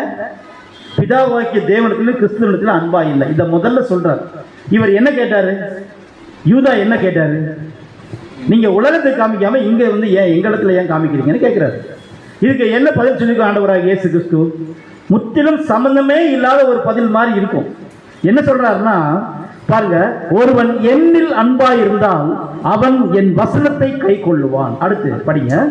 அவனில் என் பிதா அன்பா இருப்பார். அப்படி வசனத்தை கை கொள்ளும் போதுதான் பிதா என்னவா இருப்பாருமா? அவர்களுக்கு அன்பா இருப்பார் இல்லையா? இப்ப பிதா நம்மிடத்தில் அன்பா இருக்கிறாரா இல்லையா? பிதா நம்மிடத்தில் அன்பா இருக்கணும்னா ஆண்டவராய் இயேசு கிறிஸ்து நமக்கு கொடுத்த வார்த்தைகளின் வசனங்களின் படி நம்முடைய வாழ்க்கை அமைக்கப்பட்டிருக்கணும். அப்படி நம்முடைய வாழ்க்கை அமைக்கப்படாம சராசரி கிறிஸ்தவா இருக்கும்போது பிதா நம்மிடத்தில் அன்பு கூறுவதற்கான வாய்ப்பே கிடையாது. அதான் சொல்றாரு. என்ன சொல்றாருன்னா, அவன் என் வசனத்தை கை கொள்ளுவான், அவனில் என் பிதா அன்பா இருப்பார். அடுத்து, நாங்கள் அவனிடத்தில் வந்து அவனோட வாசம் பண்ண. நல்ல கவனிங்க, ரெண்டு பேர் நமக்குள்ள வாசம் பண்ணணும். நாங்கள் அவனிடத்தில் வந்து அவனோட வாசம் பண்ணுவோம். இப்ப பிதாவாகிய தேவன் வாசம் பண்ணணுமா? ஆண்டவராகிய இயேசு கிறிஸ்து வாசம் பண்ணணும். நீங்க ஆண்டவராகிய இயேசு கிறிஸ்துவின் வசனத்தை கை கொள்வீர்களானால் அப்போ ரெண்டு பேரும் நம்ம இடத்துல இருந்து என்ன பண்ணுவாங்களாமா? வாசம் பண்ணுவாங்க. இப்ப கேள்வி என்னன்னா, இப்படி வாசம் பண்ணும் போது நமக்குள்ள என்னெல்லாம் நடக்கும் அப்படிங்கிறத பின்னாடி பார்ப்போம். என்னெல்லாம் நமக்குள்ள நடக்கும். அந்த கடைசியாக ஆண்டவராக இயேசுக்கு சொல்லிட்டு போன அதி முக்கியமான வசனம் இது. இந்த வார்த்தைகள் நீங்க கை கொள்வீங்க, ஆனா கிரியையில நீங்க செய்வீங்களானா நாங்கள் வந்து உங்களிடத்தில் வாசமாக இருப்போம் அப்படிங்கிற போது அந்த உறவு இருக்கு இல்லையா? நாம பிதாவாகிய தேவனிடத்திலும் ஆண்டவராக இயேசு கிறிஸ்துவிலும் நம்ம கொண்டிருக்கிற உறவு இருக்கு இல்லையா? அது ரொம்ப அதிகமா ஐக்கியப்பட்டு பலப்பட்டிருக்கும் அன்புக்குரியவர்களே. அதனால நம்ம பார்க்கிறோம், அப்படி இருக்கக்கூடிய அந்த ஒரு பரிசுத்தமான மனிதனிடத்துல எப்படிப்பட்ட கிரியைகள் வெளிப்படும், அவங்க எப்படியெல்லாம் இருப்பாங்க, என்னெல்லாம் அவங்க கிரியை காண்பிப்பாங்க. உதாரணம் சொல்ல போனா வாக்களிக்கப்பட்ட பரிசுத்த ஆவி நமக்குள்ள இருக்கும்போது பிதா என்ன சொல்றாரோ அதைத்தான் நம்ம கண்டிப்பா என்ன பண்ணோம், செய்வோம்னு சொல்லி நம்ம பார்க்குற அன்புக்குரியவர்களே. அடுத்து பார்க்கும்போது இது எல்லாம் எதுக்காக நமக்கு கொடுக்கப்பட்டார் அப்படின்னா, அடுத்து நம்ம இவங்க எல்லாம் போய் ஊழியம் பண்ண போறாங்க, நம்மளும் என்ன பண்றோம், நம்முடைய வாழ்க்கையில ஊழியம் பண்றோம். சுவிசேஷத்தை அறிவிக்க வந்த நிறைய, இதுக்கு முன்னாடி பார்த்தீங்கன்னா 14ஆம் நூற்றாண்டு 15ஆம் நூற்றாண்டு இது வரைக்கும் சுவிசேஷம் பிரவேசிக்கப்படுறதுக்கு, பைபிள் வெளியே கொண்டு வர்றதுக்கு நிறைய பேர் ஒர்க் பண்றாங்க இல்லையா? இவங்க ஒர்க் பண்றதுக்கு எல்லாமே இன்னைக்கு நம்ம ஒர்க் பண்றதுக்கு எல்லாம் சேர்த்து தான் எதிர்பாராத நேரத்தில் நமக்கு நிகழக்கூடிய சில சம்பவங்கள் இருக்கும் இல்லையா? அப்ப நம்ம என்ன மாதிரி கிரியை செய்யணும் அப்படிங்கிறதுக்கு இந்த வார்த்தைகள் தான் நமக்கு என்னவா இருக்கு அப்படின்னா, என்னவா இருக்கு, நமக்கு பாடமாக எச்சரிப்பாக இருக்கிறத நம்ம கவனிக்கிறோம் அன்புக்குரிய சகோதரர்களே. அதான் சொல்றாரு, என் நாமத்தினாலே பாருங்க, என் நாமத்தினாலே பிதா அனுப்ப போகிற பரிசுத்த ஆவியாகிய தேற்றரவாளனே எல்லாவற்றையும் உங்களுக்கு போதித்து நான் உங்களுக்கு சொன்ன எல்லாவற்றையும் உங்களுக்கு நினைப்பூட்டுவார் அப்படின்னு சொல்லி யோவான் 14ஆம் அதிகாரம் 26ஆம் வசனத்தை சொல்றார். இப்ப நமக்கு என்ன கொடுக்க போறாருன்னா, ஒரு தேற்றரவாளனை கொடுக்க போறார். தேற்றரவாளன்னா யாரு? கம்ஃபோர்ட்டர் இல்லையா? கம்ஃபோர்ட்டர் என்ன பண்ணுவாரு? கம்ஃபோர்ட்டர்னா என்ன? சகாயம் செய்யக்கூடியவர், ஆறுதல் செய்வார் இல்லையா? ஏன் அவர் காப்பாற்றுகிறவர் இல்லை, அந்த சூழ்நிலையிலிருந்து நம்மளை தப்பி போற காப்பாற்றுகிறவர் இல்லாம ஏன் ஆறுதல் செய்கிறவர்னா, நம்மளை காப்பாற்றுகிறவர் இல்லை, நம்ம அந்த சூழ்நிலைகளை கடந்து போகணும்னா நம்ம புடமிடப்பட வேண்டும். அந்த புடமிடுதல் நமக்குள்ள இருந்தா மட்டுமே தான் நம்ம என்ன இருந்தா ஒரு புதிய மனிதனாக, புதிய சிந்தை பெற்ற மனிதர்கள் அதற்கேற்ற கிரியை செய்யறதுக்கு பக்குவப்படணும் இல்லையா? அதுக்காக அந்த சூழ்நிலையை நமக்கு தேவன் அனுமதிக்கும் போது நம்ம சோர்ந்து போகக்கூடாது அப்படிங்கிறதுக்காக தேவன் என்ன பண்றாருன்னா ஒரு தேற்றரவாளனை நமக்குள்ள தரார். அந்த தேற்றரவாளன் வந்து நமக்கு என்னெல்லாம் சொல்லுவார் அப்படின்னா, சீசர்களுக்கு என்ன பண்ணார் அப்படின்னா, இயேசு கிறிஸ்து என்னெல்லாம் சொன்னாரோ, பரிசுத்த ஆவி வந்த உடனே அவர்களுக்கு வந்த உடனே பார்த்தீங்க அப்படின்னா என்னெல்லாம் சொன்னாரோ அதை எல்லாம் நினைப்பூட்டினார். இப்போ நமக்கு எந்த சூழ்நிலையில எந்த வசனம் நமக்கு ஞாபகத்தில் வரணுமோ அந்த வசனம் நமக்கு ஞாபகத்தில் வருது அப்படின்னா நமக்குள்ள யார் கொடுத்துருக்கிறது, அந்த தேற்றவாளன் வந்து நமக்கு எடுத்து கொடுக்குறான்னு சொல்லி நம்ம பார்க்குறோம். அன்புக்குரிய சகோதர சூழ்நிலை அப்படிப்பட்ட ஒரு பரிசுத்தாவி. இது மட்டும் இல்லை, இந்த வாக்களிக்கப்பட்ட இந்த பரிசுத்தாவி நமக்குள்ள என்னெல்லாம் பெறுது அப்படின்னா அநேக விஷயங்கள் நமக்குள்ள என்ன பண்ணுது அப்படின்னா, முதல் விஷயம், இந்த பரிசுத்தாவியினுடைய வல்லமை நமக்கு கொடுக்கப்பட்டிருக்கிற அந்த வல்லமைன்னா அங்க கொடுக்கப்பட்டது மாதிரி இல்லை, இயேசு கிறிஸ்து இந்த மாதிரி இல்லை, நமக்கு கொடுக்கப்பட்டிருக்கிற அளவின்படி நம்ம பார்க்க போறோம் அப்படின்னா இந்த பரிசுத்த ஆவியை புரிந்து கொள்றதே பெரிய விஷயம். நிறைய பேர் புரிந்து கொள்ளவே முடியாது அதை. இப்போ இந்த பரிசுத்த ஆவியை புரிந்து கொள்றது நம்முடைய திராணிக்கு மேலாக இருக்கு. எப்படின்னா மனுஷனா இருக்க சாதாரணமாக உலகத்தில் பிறந்து வளர்ந்து கொஞ்சம் கல்வி அறிவு வாங்கி ஏதோ அடிப்படை சத்தியங்களை கேட்டு கொஞ்ச காலம் ஓடிட்டு இருக்கிற நமக்கு இந்த பரிசுத்த ஆவியினுடைய இந்த திறன் பற்றி நம்ம பார்க்கும்போது நம்ம முழுசா அதிகமாக பெருசாக ஒன்றும் தெரிஞ்சுக்க முடியாது. ஆனால் நமக்குள்ள இருந்து அதை என்ன பண்ணுதுன்னா கிரியை செய்கிறத வந்து நம்ம பார்க்குற அன்புக்குரியவர்களே. அடுத்து நம்ம பார்க்கும்போது மனித வரலாறு மூலமாக இத்தனை வருஷமா ஆண்டவராக இயேசு கிறிஸ்துவின் மரணத்திலிருந்து இன்னைக்கு வரைக்கும் நம்ம பார்க்கும்போது இந்த பரிசுத்த ஆவி ஒரு மனுஷனுக்குள்ள இருந்து என்னென்ன மாதிரி கிரியை செஞ்சது நம்ம சில மனிதர்களுடைய வாழ்க்கையில் நம்ம பார்க்கும்போது ரொம்ப ஆச்சரியமா இருக்கும். இப்படியெல்லாம் வந்து நடத்தியிருக்காரா, இப்படியெல்லாம் வந்து சில ஜனங்கள் கிறிஸ்துவுக்கென்று வாழ்ந்திருக்காங்களா, அவங்க என்ன மாதிரி ஆவியில இந்த மாதிரி காரியங்களை செஞ்சுட்டு முடியும் அப்படிங்கிறத கொஞ்சம் நம்ம நினைச்சு பார்த்தோம்னா அசாத்தியமான ஆவியை தேவன் அவர்களுக்கு கொடுத்திருக்கிறத வந்து நம்ம பார்க்கிறோம். இன்னைக்கு நமக்கு அதை கொடுத்திருக்காரு. இன்னைக்கு உலக பிரகாரமான வாழாத நமக்கு தேவன் விசேஷித்த ஒரு ஆவியை கொடுத்திருக்காரு அப்படிங்கிற எந்த ஒரு சந்தேகமே இல்லை. அப்படி இல்லாம இங்க வந்து நம்ம இருக்க முடியாது. ஃபர்ஸ்ட், ரெண்டாவது பேசுற வசனங்களை நம்ம புரிஞ்சிட முடியாது. மூன்றாவது, அப்படி கொடுக்கப்பட்ட விஷயத்தை நம்ம தெரிஞ்சுக்கல அப்படின்னா உலகத்தோட உலகமா போயிருப்போம் இந்நேரத்துக்கு. அது ரொம்ப விசேஷமா இருக்கக்கூடிய காரணம் அன்புக்குரிய சகோதரர்களே. இந்த ஒரு காரியத்தை குறித்து நம்ம பார்த்தோம்னா பலவேறு மனிதர்கள் பலவிதமாக பரிசுத்த ஆவியினுடைய வரங்களை பெற்று பலவிதமான காரியத்தை என்ன பண்ணியிருக்காங்கன்னா இந்த பூமியில பேசியிருக்காங்க. அது மட்டும் இல்லை அன்புக்குரியவர்களே, இது எப்படி இருக்குன்னா ஒரு ரகசியமானதாகவோ ஒருத்தரை பத்தி ஒருத்தருக்கு தெரியாத ரகசியம் மாதிரியாலாம் இல்லை. எல்லாருக்குள்ளேயும் பரிசுத்த ஆவி இன்னொருத்தருக்குள்ள இருக்கிறத பார்க்கலாம். ஒருத்தர் பேசுறது, ஒருத்தர் நடைமுறையில் செய்யற காரியங்கள், அவருடைய கிரியை இதன் மூலமா பரிசுத்த ஆவி இருக்கிறத நல்லா கவனிக்கலாம். அடுத்து நம்ம பார்க்கும்போது இது ஒரு விசித்திரமா இருக்க அப்படின்னு சொல்லக்கூடிய அளவுக்குலாம் இல்லை. அது சாதாரணமாக தான் இருக்கும். மற்ற மனிதர்களை விட இவருடைய சிந்தை வித்தியாசமா இருக்கும். மற்ற மனிதர்களை விட இவர்கள் செய்யற கிரியை வந்து வித்தியாசமா இருக்கும். இதுதான் அங்கேயும் முதலாம் வருகையிலும் நடந்தது. அந்த யூதர்கள் நிறைய படிச்சிருந்து சதுசேயர் பரிசேயர் வேதப்பாரர்கள் மத்தியில ஆண்டவராக இயேசு கிறிஸ்து ரொம்ப வித்தியாசமானவராக இருந்தார். அவங்களுடைய கிரியை, அவங்களுடைய பேச்சு இதுல சம்பந்தமே கிடையாது. மோசேயின் ஆசனத்தில் உட்கார்ந்து இருந்தவங்க இயேசு கிறிஸ்துடைய ஆவிக்கு சம்பந்தம் இல்லாம இருந்தாங்க. கேட்டா நியாயப்பிரமாணத்தை நாங்கள் கற்று தேர்ந்தோம், அதுக்கு அதிகாரின்னு சொல்லிட்டு இருந்தாங்க. ஆனால் ஆண்டவராக இயேசு கிறிஸ்து டோட்டல் டிஃபரெண்ட்.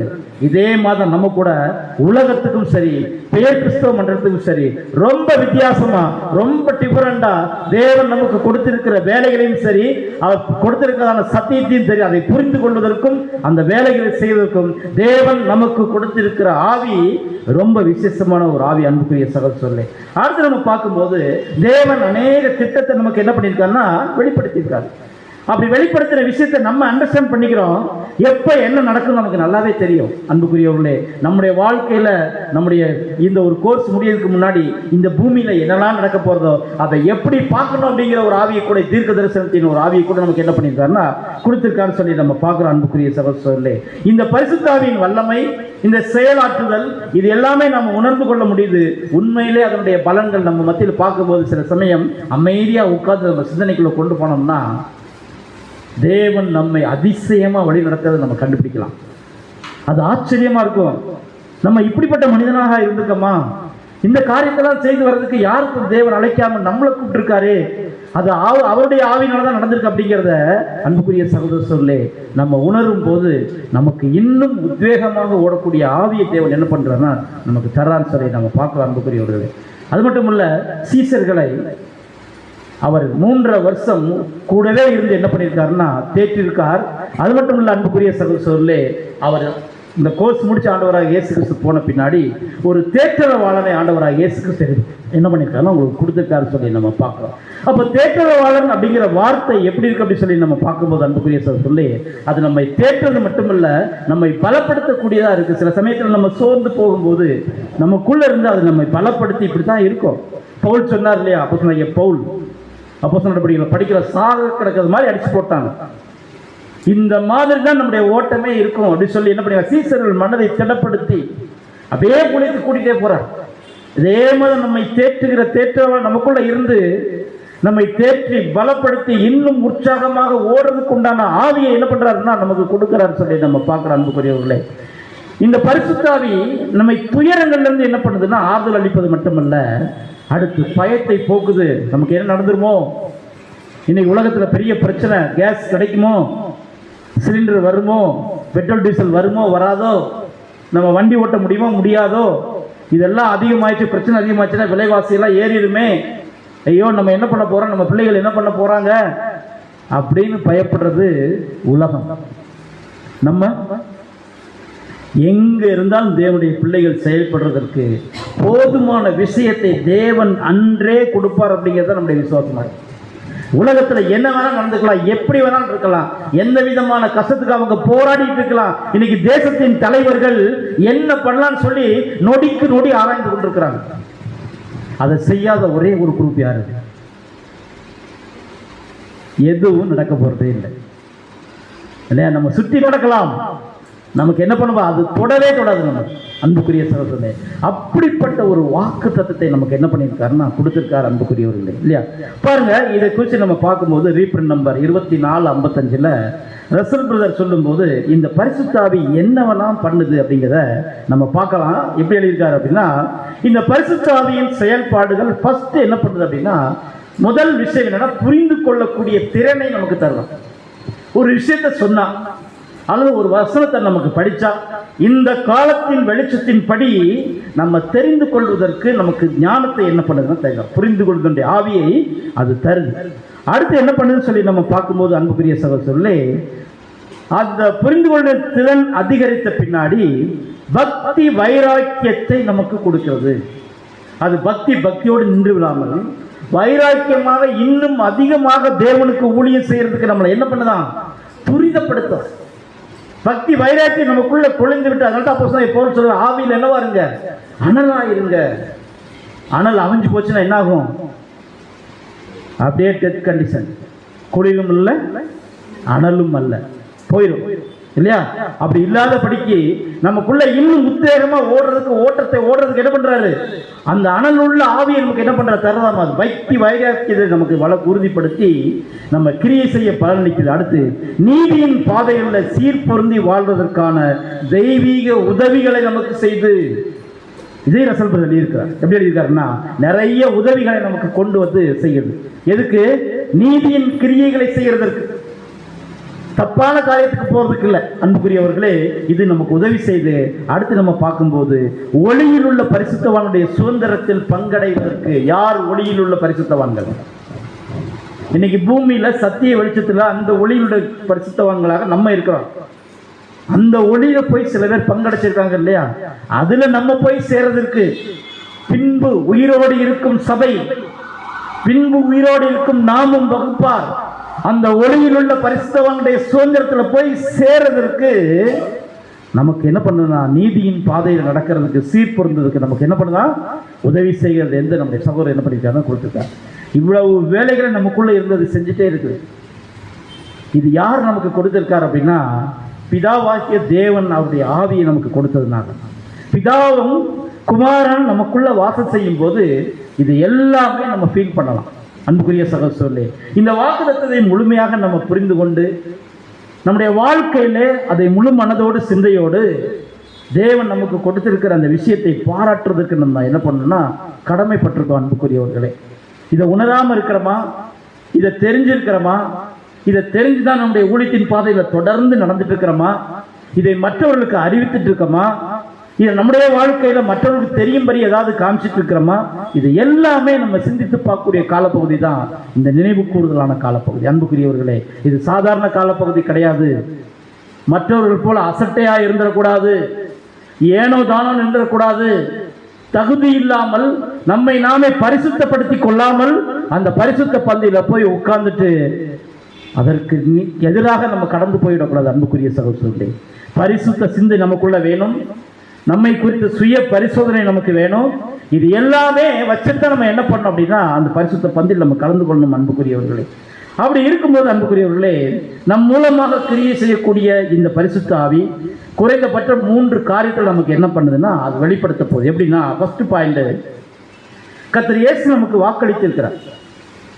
நான் போன பின்னாடி உங்களுக்கு ஒரு தேற்றரவான தருவேன், அது உங்களுக்குள்ள இருந்து உங்களை தேற்றும். நான் என்னெல்லாம் உங்களுக்கு சொல்லிட்டு போனேனோ அதை எல்லாம் ஞாபகப்படுத்தி உங்களுக்குள்ள என்ன பண்ணணும்னா சொல்லுன்னு சொல்லியிருக்கார். இது பார்க்கும்போது அடுத்து சொல்றார் முக்கியமான விஷயம் என்னன்னா, என் சமாதானத்தை உங்களுக்கு வைத்து போகிறேன். இப்போ நமக்கெல்லாம் கஷ்டம் வரும்போது என்ன தேவைப்படுதுன்னா அது சமாதானம் தான் தேவைப்படுது. இந்த கடைசியான இந்த ஒரு ஆலோசனையில் கூட ஆண்டவராக இயேசு கிறிஸ்து இந்த ஒரு வார்த்தையும் சொல்றார். வசனத்தில் நீங்க படிங்க, யோவான் 14ஆம் அதிகாரம் 27ஆம் வசனம் படிங்க. யோவான் 14ஆம் அதிகாரம் 27ஆம் வசனம், சமாதானத்தை உங்களுக்கு வைத்து போகிறேன், என்னுடைய சமாதானத்தையே உங்களுக்கு கொடுக்கிறேன். அப்ப சமாதானத்துல 2 விஷயம் இருக்கு. ஒண்ணு என்னன்னா தேவ சமாதானம், இன்னொன்று உலகம் தரக்கூடிய சமாதானம். உலகம் தரக்கூடிய சமாதானம் எப்படி இருக்கும்? நமக்கு ஏதாவது இழப்புகள் வந்துட்டா, நம்ம வீட்டுல நமக்கு ஏதாவது கஷ்டங்கள் வந்துட்டா, நம்ம வீட்டுல யாராவது ஒருத்தர் இழந்துட்டோம்னா உலக பிரகாரமான சமாதானம் நமக்கு நிறைய வரும். நாளைக்கு மட்டும் இல்ல, கொஞ்ச நேரத்துல அவங்க கடந்து போன பின்னாடி நம்மளுக்கு என்ன பண்ணாது இருக்காது, நம்முடைய சிந்தையிலே இருக்காது. ஆனா தேவ சமாதானம் இருக்கு இல்லையா, இது எப்பவுமே நம்முடைய சிந்தைக்குள்ள இருக்கும். ஒருத்தர் சமாதானம் அடையணும்னா அதுக்கு என்ன காரணம் தேவை தெரியுமா? என்ன தேவை?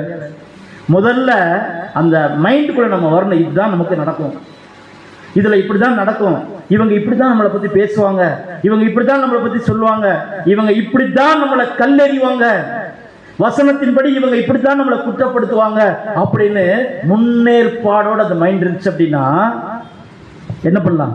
அதிகமாக பயப்படுத்த தேவையில்லை.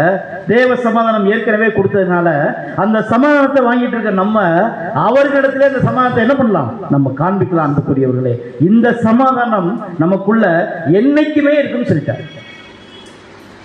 அதான் சொல்ல பாருங்க, என்னுடைய சமாதானத்தையே உங்களுக்கு கொடுக்கிறேன், உலகம் கொடுக்கிற பிரகாரமாய் நான் உங்களுக்கு கொடுக்கறதில்லை, உங்கள் இருதயம் கலங்காமலும் பயப்படாமலும் இருப்பதாக. திருப்பி திருப்பி சொல்றாரு, நீங்க என்ன பண்ணாதீங்க, கலங்காதீருங்க, பயப்படாதீருங்க, என்னுடைய சமாதானத்தை நான் உங்களுக்கு என்ன பண்றேன், வைத்து விட்டு போயிறேன்னு சொல்றேன். அடுத்து பார்த்தீங்க அப்படின்னா தேவனுடைய குணங்களை, அவருடைய திட்டங்களை இதற்கு முன்பு வெளிப்படாத அளவுக்கு வேத வசனங்கள் மூலமாக புரிந்து கொள்ள நமக்கு வெளிப்படுத்தியிருக்கார். அநேக காரியங்கள் இன்னைக்கு பார்த்தீங்கன்னா சகோதரர்கள் இன்னைக்கு வெளிப்படுத்துகிற விசேஷம் மட்டுமல்ல, இன்னைக்கு நினைவு கூறுதல் நாளில் கூட அநேக மாநாடுகள்லாம் கூட்டுறாங்க, நிறைய சகோதரர்கள் ஒன்று கூடுறாங்க, ஆராதனை செய்கிறாங்க, விசேஷித்த கூட்டங்களை ஏறெடுக்கிறாங்க. இதுவரை கேட்காத நினைவு கூறுதல் பாடங்கள் நிறைய போகுது, பிரேம் ஸ்டடி போகுது. ஏன் இந்த காலங்கள் இப்படி இருக்கு தெரியுமா உங்களுக்கு? ஆண்டவராக இயேசு கிறிஸ்து எப்படி கடைசியான தருணம் சில ஆலோசனை சொல்லிட்டு இருந்தாங்களோ அதே மாதிரி இந்த உலகத்தினுடைய கடைசி காலத்துல வந்துட்டோம். அன்புக்குரியவர்களே, ஒருவேளை என் நாமம் தரிக்கப்பட்ட அந்த இடத்துல இருந்து தொடங்குவேன்னு சொல்லி தொடங்கிட்டாரா என்னமோ தெரியல. இது விஸ்தாரமா உலகத்தின் பல நகரங்களுக்கு இந்த யுத்தம் மாறிக்கு வருகிற வாரம் கடுமையான வாரமா இருக்குன்னு சொல்லி போர்க்களத்தில் இருந்த முக்கியமான ஒரு நாடு சொல்லியிருக்கு. அது எந்த மாதிரி முடிய போகுதுன்னு தெரியல. அன்புக்குரியவர்களே, இன்னும் நிறைவேற வேண்டிய தீர்க்க தரிசனங்கள் இருக்கு. அது நிறைவேறி முடியும் வரை நாம் இந்த பூமியில கர்த்தருக்கு சித்தமானால் இருந்தோம் அப்படின்னா முதல்ல நமக்கு தேவை தேவனுடைய சமாதானம். எதை குறித்து கவலைப்படாதீங்க, எதுவா இருந்தாலும் சரி. அன்புக்குரிய சகோதரர்களே, அப்ப தேவனுடைய திட்டத்தை புரிந்து கொள்ளக்கூடிய அளவுக்கு பரிசுத்த ஆவியை நமக்கு தந்திருக்கிறார். அதே சமயத்தில் அன்புக்குரிய சகோதரர்களே, கற்பனைக்கு எட்டாத உந்துதல் நமக்கு தந்திருக்கிறார். எப்படி நம்ம இந்த கூட்டம் வேத மாணவர்கள் அப்படிங்கிற இந்த ஒரு சத்தியத்தை பெற்றுக்கொண்ட இந்த ஜனம் இவ்வளவு உந்துதலாகவும் இவ்வளவு ஒரு முழுசுமாக நம்ம அர்ப்பணித்துக் கொண்ட மத்தியில் பார்த்தீங்க அப்படின்னா ஒரு உத்வேகத்தோடு ஓடக்கூடிய ஓட்டம், சத்தியத்தை அதிகமாக ஆராய்ச்சி பண்ணி வெளியே கொண்டு வரக்கூடிய அந்த ஒரு காரியங்கள் எல்லாம் நீங்க பார்த்தீங்கன்னா அன்புக்குரியவர்களே, நம்முடைய திராணிக்கு மேலாக வேலை செய்யக்கூடியது தகுந்த மாதிரி பரிசுத்த ஆவி நமக்கு என்ன செய்யப்படுதுன்னா தரப்படுதுன்னு சொல்லி நம்ம பார்க்கலாம். அன்புக்குரியவர்களே, சரி, அடுத்து நம்ம என்ன பண்ணோம் அப்படின்னா தேவன் இந்த பரிசுத்த ஆவியை நமக்கு வாக்களித்திருக்கிறார். இதை நம்ம பெற்றிருக்கிறோம். இதை பெற்றுக்கொண்டு நாம் அநேக தடவை அநேக காரியங்களை நம்ம செஞ்சுட்டு இருக்கும்போது ஒரு சின்ன இடத்துல கூட நம்ம என்ன பண்ணக்கூடாதுன்னா சந்தேகப்பற்றக்கூடாது. பூமியின் நிகழ்வை பார்த்தோம் அல்லது நம்ம பக்கத்தில் நடக்கிற சம்பவத்தை பார்த்தோம், எல்லளவும் சந்தேகம் அப்படிங்கிறது நமக்குள்ள என்ன பண்ணிடக்கூடாது, வந்துடக்கூடாது அன்புக்குரியவர்கள். அதான் வசனம் சொல்லுது. யோவான் 14ஆம் அதிகாரம் 14ஆம் வசனம் படிங்க. யோவான் 17ஆம் அதிகாரம் 14ஆம் வசனம். நான் உம்முடைய வார்த்தையை அவர்களுக்கு கொடுத்தேன். நான் உலகத்தார் அல்லாதது போல அவர்களும் உலகத்தார் அல்ல, ஆதலால் உலகம் அவர்களை பகைத்தது. அடுத்து சொல்றாரு, என் நாமத்தினாலே நீங்கள் எதை கேட்டாலும் அதை நான் என்ன பண்ணுவேன், செய்வேன். இப்ப நமக்கு கிடைக்க வேண்டியது எல்லாமே தேவ சமாதானம், இந்த ஊழியத்தை திடனா செய்யக்கூடிய அந்த ஒரு பாக்கியம், சகோதரர்கள் நம்ம அன்பாக இருந்து அந்த காரியத்தை செய்யறதுக்கான பரிசுத்த ஆவி, இதை நம்ம கேட்கும்போது பிதாவிடத்துல கிறிஸ்து மூலமா கேட்கும்போது நமக்கு கண்டிப்பாக அவர் தருவார் அப்படி சொல்லி நம்ம பார்க்கிறோம் அன்புக்குரியவர்களே. அதனால் நம்ம பார்க்கும்போது அன்புக்குரியவர்களே, நாம் அனைவருமே இன்னும் சொல்ல போனா இந்த சப்ஜெக்டுடைய முழு உருவமே எதை பத்தி பேசு அப்படின்னா அன்புக்குரியவர்களே, முடிந்தவரை நம்ம கிறிஸ்துவ மாதிரி ஒரு வாழ்க்கை வாழ விரும்புகிறோம். வாழுகிறோம்னு சொல்ல முடியாது, வாழுறதற்கு விரும்புகிறோம் இல்லையா? அந்த விருப்பமே ரொம்ப முக்கியம். எப்படியாவது கிறிஸ்து போன இடத்துக்கே நம்மளும் போகணும் அப்படிங்கிற எண்ணம் நமக்குள்ள வந்து அதற்கான முயற்சி எடுத்து கொஞ்சமாவது ஒவ்வொரு ஸ்டெப்பா நம்ம எடுத்து வைக்கிறோம் அன்புக்குரியவர்களே. அது மட்டுமல்ல அன்புக்குரியவர்களே, ஜெபம் செய்கிறோம், வேதம் படிக்கிறோம், தேவனை துதிக்கிறோம், மகிமைப்படுத்துறோம், அடிக்கடி கூட்டங்களை கூட்டுறோம், பிரேம் ஸ்டடி பண்றோம். இன்னும் அதிகமாக எந்த அளவுக்கு காலம் கடைசியா இருக்கிறதோ அதை உணர்ந்து அதிக ஸ்டெப் எடுக்கிறோம். அப்படி எடுக்கும்போது அன்புக்குரியவர்களே, ஆண்டவராக இயேசு கிறிஸ்து நமக்கு என்ன பண்ணார் சொல்லி பார்க்கும்போது, நீதியும் பலியும் உள்ள ஜீவித்தை ஜீவித்தது போல நாமும் ஜீவிக்கிறதுக்கு ரொம்ப கடுமையான முயற்சி நம்ம என்ன பண்றோம், நம்முடைய வாழ்க்கையில எடுக்கிறோம் அன்புக்குரியவர்களே. இது தேவ சமூகத்தில் பிரிதியா இருக்கு. இந்த ஓட்டம், இந்த உத்வேகம் இன்னும் அதிகமாக நம்மிடத்துல இருந்துட்டே இருக்கணும். காலம் கடைசியாக ஆக நமக்குள்ள என்ன பண்ணணும் அப்படின்னா இருந்துட்டே இருக்கணும் அன்புக்குரியவர்களே. பாருங்க, அடுத்து நம்ம பார்க்கும்போது இப்படி சில சமயங்கள்ல இருந்தாலும் கூட இன்னொரு முக்கியமான விஷயத்தை கூட நம்முடைய வாழ்க்கையில பார்க்கணும். என்னன்னா, இந்த உடன்படிக்கையின் வாழ்க்கையில சில சமயத்துல தேவன் கொடுத்த ஆவியின் படி நம்ம வாழ்ந்தாலும் கூட சில சமயம் நமக்கு என்ன வந்ததுன்னா, நம்ம இஷ்டம் மாறி போற வாழ்றதுக்கு, ஒரு சுய பலத்தினால வாழ்றதுக்கு, வல்லமையினால வாழ்றதுக்கு என்ன பண்ணலாம், சில சமயம் நம்முடைய இருதயம் என்ன செய்யணும் போயிடும். அதை புரிந்து கொள்றதுக்கு உங்களுக்கு ஒரு விஷயத்தை நான் சொல்றேன் அன்புக்குரியவர்களே.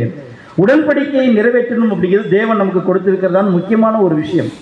இதை தேவனுடைய ஆவியினால, வாக்கு அளிக்கப்பட்ட பரிசுத்த ஆவியினால இதை நம்ம செஞ்சு முடிக்கிறதுக்கு பதிலாக சில சூழ்நிலைகள் நம்ம என்ன பண்ணிடுவோம் அப்படின்னா, நம்மளால சமாளிக்க முடியாது அப்படிங்கிற போது என்ன பண்ணிடுவோம் அப்படின்னா, நம்முடைய சுய பலத்தினால செய்யறதுக்கு வந்து ஆரம்பிக்கும். அன்புக்குரியவர்களே, இது எப்படி இருக்குன்னு சொல்லி நம்ம பார்க்கும்போது, ஆவிக்குரிய வாழ்க்கையை நம்ம சுயத்துல செய்யும் போது இது கட்டுப்படுத்திடும். நம்முடைய ஆவிக்குரிய விஷயத்தை என்ன பண்ணிடும், நம்முடைய சுய பலம் அப்படிங்கிறது கட்டுப்படுத்திடும். அப்படியே அது தொடர்ந்து அடுத்த ஓட்டத்துக்கு கட்டத்துக்கு எடுத்து வைக்க முடியாத அளவுக்கு என்ன செய்யணும், ஒரு மட்டுப்படுத்தி வச்சிடும். இதுக்கு நம்ம என்ன பண்ணிடக்கூடாதுன்னு அன்புக்குரிய சகோதரர்களே, இடம் கொடுத்துடக்கூடாது அப்படின்னு சொல்லி நம்ம பார்க்குறோம். அடுத்து பார்க்கும்போது நமக்கு பரிசுத்தாவின் வல்லமையை தேவன் கொடுத்திருக்கார். அப்படி கொடுக்கும்போது அவருடைய சித்தத்தை உண்மையோடும் உத்தமத்தோடும் செய்ய விரும்புவோருக்கு அவருடைய ஆதரவு கரம் நாம் ஜெபத்தில் கேட்கும்போது அவர் கொடுக்கிறதான நமக்கு திருப்பின பிரதியுத்தரம், அதே சமயத்தில் நமக்கு கொடுக்கிறதான பலன் எல்லாமே நமக்கு கிடைக்கும் அப்படிங்கிறது அதிக முக்கியமான ஒரு முக்கியத்துவம் வாய்ந்த ஒரு விஷயமாக இருக்கு அன்புக்குரியவர்களே.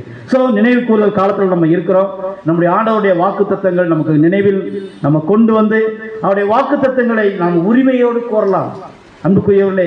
என்னெல்லாம் நமக்காக யோவான் 13ஆம் அதிகாரம் 14ஆம் அதிகாரம் 15 16ஆம் அதிகாரத்தில் சொல்லப்பட்ட விஷயங்களை நமக்காக என்னெல்லாம் ஆண்டவராக இயேசு கிறிஸ்து பிதாவாகிய தேவனிடத்தில் சொல்லி இருக்கிறாரோ, கேட்டிருக்காரோ, அதை எல்லாம் உரிமையோடு நம்ம என்ன பண்ணலாம்னா கோரலாம். அதுக்கு மேல எதையுமே கேட்டக்கூடாது. உலக பிரகாரமாக பேசவை கேட்கிற மாதிரி நம்ம எதையுமே கேட்காம தேவன் நமக்கு கொடுக்க வேண்டிய விஷயத்த என்னெல்லாம் நமக்காக சொல்லியிருக்கா அத்தனையும் உரிமையோட கோர்றதுக்கு தேவன் நமக்கு என்ன கொடுத்திருக்காருன்னா ஒரு வாய்ப்பு கொடுத்திருக்காரு அன்புக்குரியவர்களே. பிதாவாகிய யெகோவா தேவனுடைய திட்டங்கள் ஒவ்வொன்றாக தொடர்ந்து அது வெளிப்பட்டுட்டே வரும்போது அதனுடைய நிறைவேற்றங்களை பார்த்துட்டே இருக்கும். நம்முடைய வாழ்க்கையில பூமியில நடக்கக்கூடிய சம்பவங்கள் ஒண்ணுன்னா, இஸ்ரேல என்ன பண்ண போறாருன்னா பாரமான கல்லாக்க போறார் உலகத்துக்கு. வசனம் அதுதான். உலகத்தார் இன்னைக்கு யாரை பார்த்து திட்டு, இவர் ஏங்க தான் இப்படி பிரச்சனையை ஆரம்பிச்சாரோ தெரியல. அப்போ தேவனுடைய திட்டத்தின்படி இது எல்லாமே நடந்துட்டு இருக்கும்போது இதனுடைய முடிவு என்னவா இருக்க போகுதுன்னா சம்பூர்ணமா இருக்க போகுது. ஒட்டுமொத்த உலகத்துக்கான மகிழ்ச்சி வரப்போகுது. அப்படி மகிழ்ச்சியா வரக்கூடிய அன்புக்குரிய சகோதரர், அதுக்கு முன்பாக கொஞ்சம் உபத்திரவத்தை இந்த உலகம் கடந்து போய்தான் ஆகணும். சில தேசங்களுக்கு தேவன் கொடுக்கக்கூடிய நியாய தீர்ப்பு வரப்போது, அந்த நியாய தீர்ப்பு நடந்து கொண்டிருக்கக்கூடிய காரியத்தை நம்ம கண்ணால் பார்த்துட்டு இருக்கும்போது வெகு சீக்கிரமே நம்முடைய ரட்சிப்பு நிறைவேற போறதையும், தேவனுடைய திட்டத்தில் அடுத்தடுத்த தேசங்களுடைய நகர்வுகள் நகர்ந்து போறதையும் நம்ம கண்ணால பார்த்துட்டு இருக்கிறோம். இப்ப நம்ம செய்யக்கூடியது ரொம்ப சந்தோஷமான இருக்குமே தவிர ஐயோன்னு சொல்லி என்ன பண்ணக்கூடாது, கவலைப்படக்கூடாது. நம்ம கவலைப்பட வேண்டிய ஒரே ஒரு விஷயம் தான், நம்முடைய ரட்சிப்பு நிறைவேறுமா அப்படிங்கிறத கவலைப்படணுமே தவிர வேற எந்த விஷயத்தையும் கவலைப்படக்கூடாது. எப்படியாவது நம்முடைய ஓட்டத்தை சீக்கிரமே என்ன பண்ணிடணும், அதிக ஓத்திரம் இந்த பூமிக்குள்ள கடந்து வர்றதுக்கு முன்னாடி இந்த ஓட்டத்தை எப்படியாவது முடிச்சிடணும். பவுல் சொன்னது மாதிரி எப்படியாவது எதை இழந்தாலும் சரி, எதை பெற்றுக்கொண்டாலும் சரி, முதல்லாம் உயிர்த்தெழுதல்ல என்ன ஆயிரணும், பங்கடைவன். இதுதான் நம்முடைய வாழ்க்கையில எய்மா இருக்கணும், இதுதான் நம்முடைய வாழ்க்கையில கவலையா இருக்கணுமே தவிர வேற எந்த சூழல் நமக்கு கவலையா இருக்கக்கூடாது. தேவனுடைய திட்டம் எதுவா இருந்தாலும் சீக்கிரமே அதன் காலத்தில் அது என்ன ஆயிட்டே வரும். நம்முடைய கண்கள் அதை காண்கிறதுனால உண்மையிலே பாக்கியம் உள்ளவைகள் அன்புக்குரியவர்களே. இதெல்லாம் தெரியாம நிறையவே பார்த்துட்டு இருக்கிறாங்க. இதை தெரிஞ்சு நம்முடைய கண்களை நம்ம பார்க்கிறோம். அதை பார்க்கிற விஷயத்தை இதுதான் நான் சொல்லி நமக்கு உணர்த்தக்கூடியது நமக்கு தேவன் வாக்களித்த பரிசுத்த ஆவி அப்படிங்கிறத நம்ம கவனத்தில் வைக்கலாம். அன்புக்குரிய சகோதரர்களே, பாருங்க, இது ஒன்னொன்னா நிறைவேற்றிட்டே வரும்போது அதனுடைய நிறைவேற்றங்கள் நம்ம பார்க்கிறோம். பார்த்துட்டு நம்ம சந்தோஷப்படலாம். அதே சமயத்தில் முற்றிலும் முழு நிச்சயமாக முற்றிலுமாக பரிசுத்த ஆவியை மட்டுமே நம்ம சார்ந்திருக்க வேண்டும் சொல்லி நம்ம பார்க்கிறோம். அன்புக்குரியவர்களே, அடுத்து நம்ம பார்க்கும்போது தேவன் நமக்காகவே அவருடைய ஆவியை நமக்கு என்ன பண்ணியிருக்காருன்னா இயேசு கிறிஸ்து மூலமாக நமக்கு கொடுத்திருக்கிறார். இந்த உலகத்தில் அநேக ஓத்திரவங்கள் தான் நமக்கு உண்டு. நம்ம வேலை செய்கிற இடத்துல இருந்து, நம்ம இருக்கிற குடும்பத்தில இருந்து, நம்ம போற உலகத்தில இருந்து நிறைய ஓத்திரங்கள் நமக்கு கடந்து வரும்போது நாம் பரிசுத்த ஆவியை சார்ந்திருந்தோமானால் அந்த வாக்களிக்கப்பட்ட பரிசுத்த ஆவி தேற்றரவாளனா நமக்குள்ள இருந்து எப்பவுமே நம்மை தேற்றிட்டே இருக்கும். அன்புக்குரியவர்களே, இதுதான் நம்ம பார்க்கிறோம். நாம் இப்பொழுது இதே மாதிரி பாதை நடந்து கொண்டிருக்கும் நம்முடைய சகோதரர்களோடு நெருங்கி இசைந்திருப்போம் அப்படி சொல்றார். எப்படி இதே மாதிரி இந்த ஓட்டத்துல, இந்த ஐக்கியத்துல, இதே சத்தியத்தை ஏற்றுக்கொண்டு இதே ஆவியில யார் யார் பயணித்துட்டு இருக்காங்களோ அவங்களோடு சேர்ந்து நம்ம என்ன பண்ணணும் அப்படின்னா நம்முடைய ஓட்டத்தை ஓடுவோம். அன்புக்குரியவர்கள், நம்ம தனியா ஓடுறதுக்கு இல்ல, இந்த ஐக்கியத்தோடு சேர்ந்து என்ன பண்ணணும், நம்ம இந்த ஓட்டத்துல ஓடணும்னு சொல்லி நம்ம பார்க்கிறோம். இந்த நாட்கள்ல மட்டுமல்ல, இனி தொடர்ந்து வருகிற காலத்திலும் கூட, இந்த 10 நாட்கள்ல மட்டுமல்ல, அதுக்கு அடுத்து தொடர்ந்து வர்ற காலங்கள் கூட நமக்கு கடினமான காலம், நம்முடைய ரட்சிப்பு நிறைவேறதுக்கு காத்திருக்கிறதான காலம். இந்த காலத்திலும் கூட அதிகமான நமக்கு ஆறுதல், தேவ சமாதானம் வேணும்னு சொல்லி நம்மளோட அதிகபட்ச பிரயாசத்தை நம்ம எடுக்கலாம். அதே சமயத்தில் ஆவிக்குரிய ஞானம் நமக்கு வேணும்னு கேட்கணும். இன்னும் 10வது எனக்கு ஞானத்தை என்ன பண்ணுங்க, கொடுங்க. இன்னும் 10வது எனக்கு வல்லமை கொடுங்க. இதுல எப்பவுமே வளர்ச்சி அடைந்து நம்முடைய பிதாவாகிய தேவன் நமக்கு முன்னாடி வைத்திருக்கக்கூடிய வேலைகளை நம்ம ஒவ்வொருத்தரும் நிறைவேறதற்கு ரொம்ப முனைப்போட இருக்கணும். அது நம்முடைய செல்வத்தால, நம்முடைய ஆரோக்கியத்தால, நம்முடைய கல்வியினால, எதனால இருந்தாலும் சரி, இதை முனைப்போட நிறைவேறதுக்கு நம்ம காற்றுக்கொள்ள அன்புக்குரியவர்களே. இப்படி நம்ம செய்து தைரியமாக நம்முடைய வாழ்க்கையில முன்னேறணும். நாம் நம்முடைய தேவனுடைய நாமத்தில் அதிகமான பரிசுத்த ஆவிக்காக தாழ்மையோடு நம்ம விண்ணப்பம் பண்ணி நம்முடைய ஜீவியத்திலே தேவன் வைத்திருக்கிறதான கிரியை செஞ்சு நமக்கு வாக்களிக்கப்பட்ட அந்த பரிசுத்த ஆவியை பெற்றுக்கொண்டு நமக்குள்ள இருந்து அந்த பரிசுத்த ஆவி தான் நமக்கு ஆறுதலையும் தேர்தலையும் அளிக்கும் சொல்லி ஆண்டவராய் இயேசு கிறிஸ்து கடைசியாக கொடுத்த ஆலோசனையில கூட நமக்கு இன்னைக்கு முக்கியமான பங்கு இருக்கு அப்படிங்கிறத உணர்ந்து வருகிற 10 நாட்களிலும் கூட இன்னும் அதிகமாக பயபக்தியோடு, பக்தி வைராக்கியோடு அதிலே நிற்கிறது, அதற்கு முன்பாக நிற்கிறதுக்கு பாத்திரவான்களாக நம்ம மாறுவதற்கு நம்ம ஜெபத்தில் காணப்படலாம். தேவன் தாமே இந்த வார்த்தைகளை நமக்கு ஆசீர்வாதமாக தருவாராக. ஆமென்.